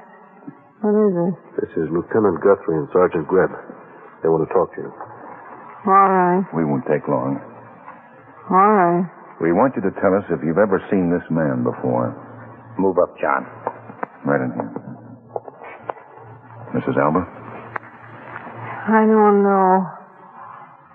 I'm not sure. Could he be one of the men who held up your store? I don't know. Look, I don't know. He isn't the one who shot us. The one with the gun. He isn't? No. He's not that one. You sure? Yes. Yes, I'm sure. Well, Mrs. Albert, several people say they saw this man run away from your store. I don't remember the other one too well. The one who stood by the door. Happened so quick. The man with the gun. He's the one I remember. He was in the middle of the room. Oh, it happened so quick. The other one I didn't really notice. I think that's about enough for now, Lieutenant. My husband. Dead. And we'll do everything we can, Mrs. Albert. What can you do? He's dead. That's all. Hope you didn't have anything to do with it, young man. I hope for your sake you didn't. It's a terrible thing.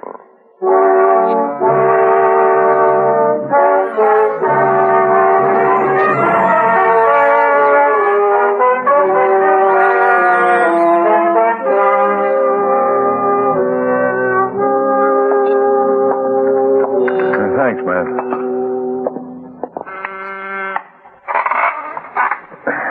Yeah? They're here, Lieutenant. Oh, all right. Send in Mr. Dill first. Well, is the coffee all right? Whew, hot. Mr. Dill, Lieutenant. Come in, Mr. Dill. How are you, Lieutenant? You met Sergeant Graham? Yes. Hello, Sergeant. Hello, Mr. Dill. Have a seat. Thank you. Mr. Dill, we know definitely the man you identified this morning wasn't the one who actually did the killing. He was one of the men who ran away from that store. Well, we're interested in the other man now. What did he look like? Well, it all happens fast. Like I told you, I was just walking by when I heard the shot and then the scream. The door of the store flew open. Two men came out. They were running. The first one, the one in front, was the one I pointed out the lineup. You didn't notice the other man? No, not exactly. I got kind of a look at him, but it all happens fast. I guess I was more interested in the other one, the one I recognized. You don't think you could identify the other one? Well, they separated, like I told you. They started running in different directions. I went after the one who climbed in the station wagon, and I got his license number. You went right after him? Well, I took a look in the store first. I wanted to see what was going on. Then you went after him. Well, I went after the one with the station wagon, yes. I saw the two people lying on the floor, blood, and... Well, I just went after him. How far did you chase him before he got in the station wagon? Oh, about a block, I guess. And how far away from him were you when he drove the station wagon off? Oh, I don't know. Just about 50 feet. Were you across from the station wagon or behind it? I was behind it. I was chasing him. Yes, I know, but he didn't cut across the street? The station wagon wasn't parked on the other side of the street? No, he just ran up the block. Station wagon was parked on the same side of the street. Well, did he turn around and look back at anything? Well, I don't remember. I don't think so. He just ran up to the car and drove off before I could catch him. But you recognize him? Oh, sure, the man this morning in the lineup. You don't remember anything about the other one? No, I'm sorry, I don't. All right, Mr. Dill. Is that all? Yeah, that's all, and thank you. Oh, sure. Anytime. Mr. Dill. Yes? If this man was running away from you, you were behind him the whole time. You were about 50 feet away, behind the wagon, when he drove off. Now, I should think it would be a little hard to tell much about a man under those circumstances. Well, I got a good look. Oh, a darn good look. You said he didn't turn around. Well, now, I don't think he did. I don't remember that well. I got a look at him when he ran out that door. Oh, he went right past me. Oh, I got a look at him then. All right, Mr. Dill, that's all. No, he was the guy. I got a good look. Yeah. Oh, you think you'll want me again? We'll call you if we do.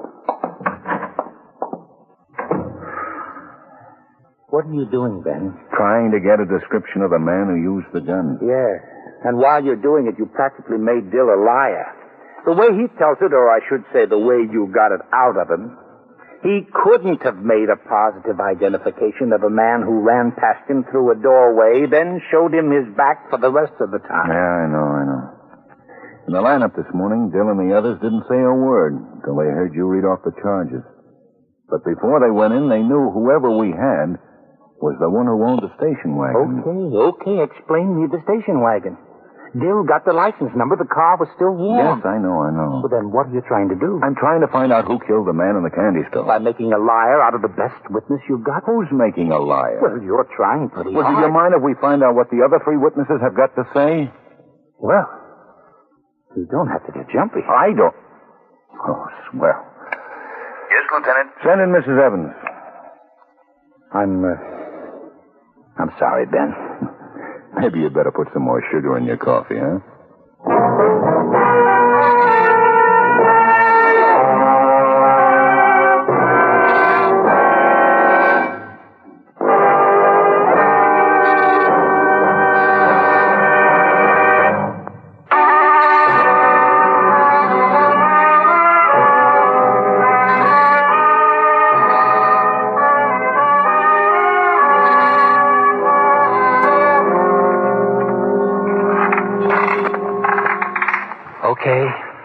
Okay, nobody remembers the second man. Everybody remembers the first. Everybody remembers the first.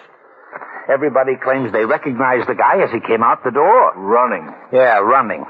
So maybe because they knew Wolcott owned the station wagon, they jumped to identify him. We've had wrong identifications before. Yes, but that's the station wagon. That's the car one of the hold-up men jumped into.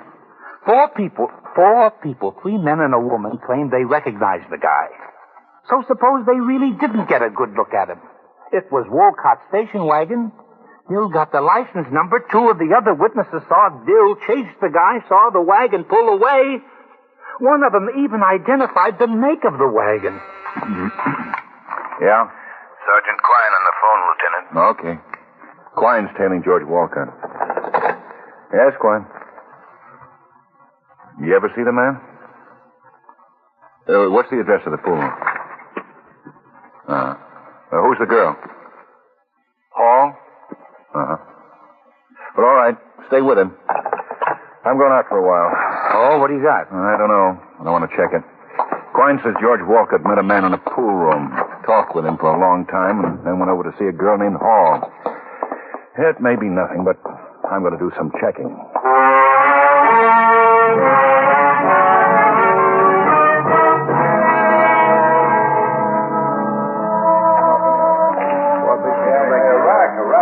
Sure, I know Walcott. Plays snooker in here all the time. Hey, you know his brother? No, didn't know I had one. George met a man in here today. They left, went across the street to get a shoe shine. Tall, thin man, dark. Hey, Rack. Wearing a brown jacket, light pants. Rudy. Rudy? Rudy Garvin. He plays in here all the time, too. Buddy at George's. They pal around a lot. Rudy Garvin. You know him? Yeah. I don't like him. Slimy kind of a guy. He's a bad boy.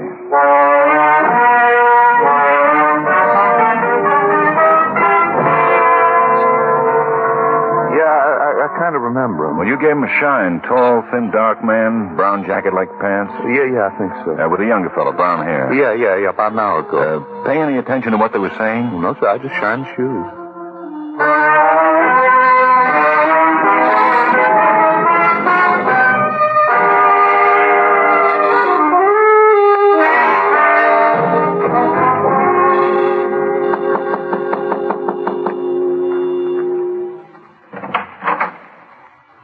Yeah? Miss Hall? Yeah. Lieutenant Guthrie, police. Oh. What do you want? I'd like to talk to you. Come in. Apartment's a mess. Do you know George Walcott? Yeah. He done something? He came to see you a little while ago. Sure, I know him. We're just friends.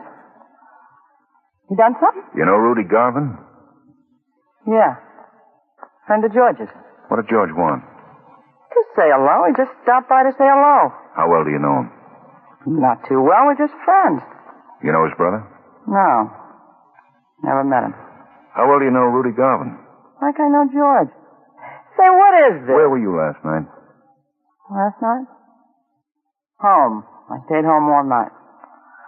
I was going to clean the apartment, but I got to reading a book. Did you see or talk to George or Rudy any time last night? No. Gee, I sure would like to know what this is all about. Did the boys do something dishonest? You just forget about it, Miss Hall. You just forget about talking to me. Sure. Thanks for your help. Anytime. Sure sorry the apartment's such a mess.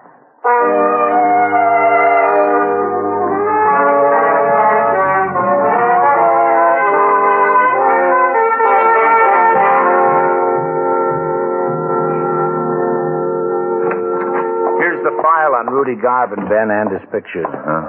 Yeah, a dozen arrests, 2 convictions, petty theft and possession. A cheap hood with a nasty disposition thinks he's tough. Yeah. Here's Quine's last report on George Walcott. Tailed it from the girls to the east side of town where he met the same man he met in the pool hall. Rudy Garvin. Young Walcott's in his house now. Quine staked out across the street. Check on this, Miss Hall. Here's the address. Put a man over there to watch you. Right. I'll check back. I'm going down to the hospital and show this picture of Rudy Garvin to Mrs. Alba.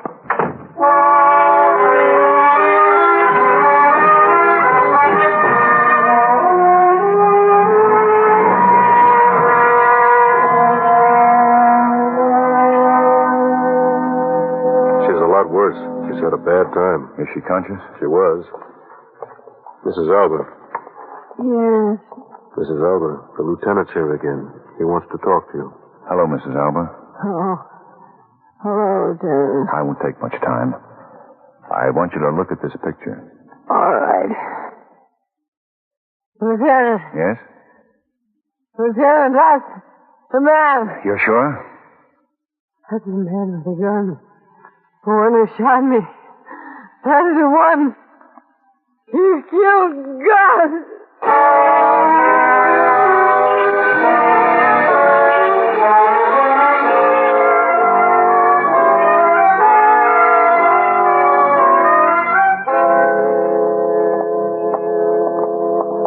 brought in George Wolcott about 5 minutes ago. What about Rudy Garvin? Well, we're checking. Oh, George. Hello, Lieutenant. What's this all about? Stay in the chair, George. What's this all about? Why'd that cop bring me in? Well, we wanted to talk to you some more, George, about your brother. Oh. A couple of things have come up. Made us kind of change our mind about him. You mean you don't think he did it? We're pretty sure he didn't. Well, I told you so. He wouldn't stick up a store or shoot anybody. No, I guess not. He just isn't the kind. He knows who did stick up that store, though. He knows who was using that station wagon. Well, why doesn't he tell you? Oh, he's probably protecting somebody. You think it's me? You think I stuck up that store? Somebody took that station wagon. Yeah, well, I didn't. I told you that. I told you I was on a show. What show, George? I told you. The Rivoli? Yeah. You're a pretty good snooker player, I hear. Snooker? How long have you known Rudy Garvin, George? Oh, about, I don't know, a couple of years, I guess. Why? What do you want to know about Rudy for? What were the 2 movies you saw, George? Lady Takes a Chance and Mr. Lucky. What time did you get to the theater? About 8, I guess. You sure? Yeah, about 8. You met Garvin today at a pool hall. So what? You talked with him, and then you went over to see a girl named Hall. Yeah, that's right. What's the matter with that? Do you have a key to that station wagon, George? Well, yeah, John and me, we both got keys. What do you want to know about Rudy for? He's got a record. He's a tough boy to get mixed up with. I didn't know he had a record. What time did you leave the house before you went to the movie, George? Around 7. 7. Rivoli's not far from your house. What did you do from 7 to 8? I stopped in the pool hall and shot a game. You run into Rudy Garvin? No, I didn't see him that night. You didn't drive the station wagon? No, I sure didn't. Your brother's a pretty nice guy. He's all right. Look, I didn't do this thing. Why do you think I had something to do with it? What picture was playing when you got to the movie? Mr. Lucky. They had a newsreel, I suppose. Yeah. Your brother's been supporting you for a long time, hasn't he? Yeah, I told you I was trying to get a job. You went out looking for a job? Yeah. Where'd you go? Who'd you see? Well, I saw a lot of people. I don't remember all of them. Name a couple. Well, gee, in the last couple of weeks, I haven't been looking so What did you see the girl for today? Betty? Last name's Hall. Yeah, Betty Hall. What'd you see her for? Well, I just went over to see her. For nothing, just to see her. What part of Mr. Lucky did you get in on? What part? Yeah, what part was happening, what was happening in the story when you walked in? Well, have you seen it? Yeah, we've seen it. Well, you remember the part when they had the big gambling party? Yeah. Well, that was the part when I walked in. Cary Grant had all that money wrapped up in Where did the newsreel come in? End of the show, between pictures? Between the pictures. What time did you get out of the show? Well, about 11:30, I guess. I got back to the house around 12, and I met the cop who took me down here. And you didn't drive the station wagon? No. And you didn't see Rudy Garvin? No. The woman who was shot identified Garvin as the man who shot her. Well, I can't help that. I wasn't with Rudy. I didn't see him You that saw night. both pictures? Yes. You've seen them before, haven't you? Well, yeah, they're old pictures, but I liked them. I saw them again. I told you that, Lieutenant. You didn't take a message from Rudy Garvin to Betty Hall? No, I left Rudy, and I just decided to stop by and What was see the her. newsreel about? The newsreel? Yeah, what was it about? Well, I don't know. I left in the middle. You left in the middle of it? No, I didn't mean that. Well, what was it about? I don't remember. You can't expect me to remember everything. You remember the 2 pictures? Well, yeah, sure. Then you should remember the newsreel. Have something about Korea? Why? Truman? Last week's football games? I don't remember. You can't blame me for that. The candy store was robbed about 9. That would be about the time the newsreel went on. I don't remember the newsreel. I think I went out to get some popcorn. You were out for the whole newsreel? Maybe I was. What went on after the newsreel? The other picture. Didn't they have any coming attractions or anything? They usually do. Yeah, they had coming attractions. What were they? I don't remember that either. You remember both pictures, but you don't remember the newsreel or the coming attractions? No. Which was first, the newsreel or the coming attractions? The newsreel. How do you know that? Because I saw it start, and then I went to get the popcorn. How did it start? I don't remember. Then the coming attractions went on? Yes. I thought you said the other picture went on after the newsreel. I think you better tell us where you really were, George.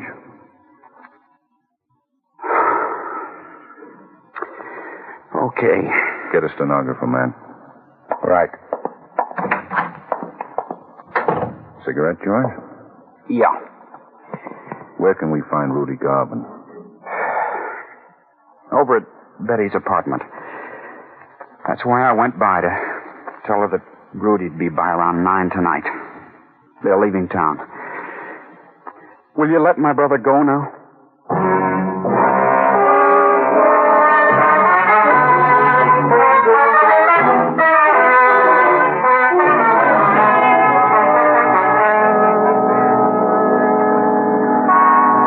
There's two cars at the end of the street. Quine and Asher are around back, 2 men at each side of the building. Quine and Asher moved everybody out except the girl. She's still in there, hasn't left her room. What time is it? 9 o'clock. Oh, Rudy's late. We take him on the street? No, he's got a gun. Better wait. Quine said the landlady was a little unhappy, afraid she was going to get her place shut up. Well, I hope she doesn't. There's a cab. Yeah. That's Garvin. Let him get into the building.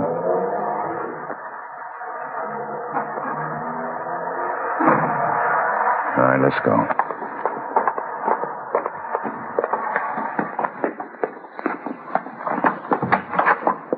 Second floor.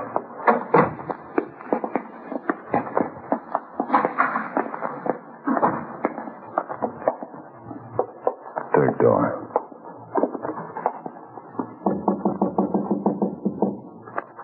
Yeah?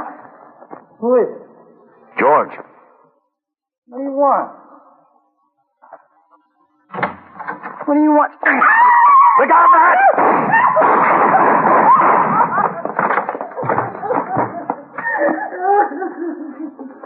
Garvin's pretty bad. You better get an ambulance. Boy, we sure wrecked this place. Don't worry about it. Betty never cleans it anyway.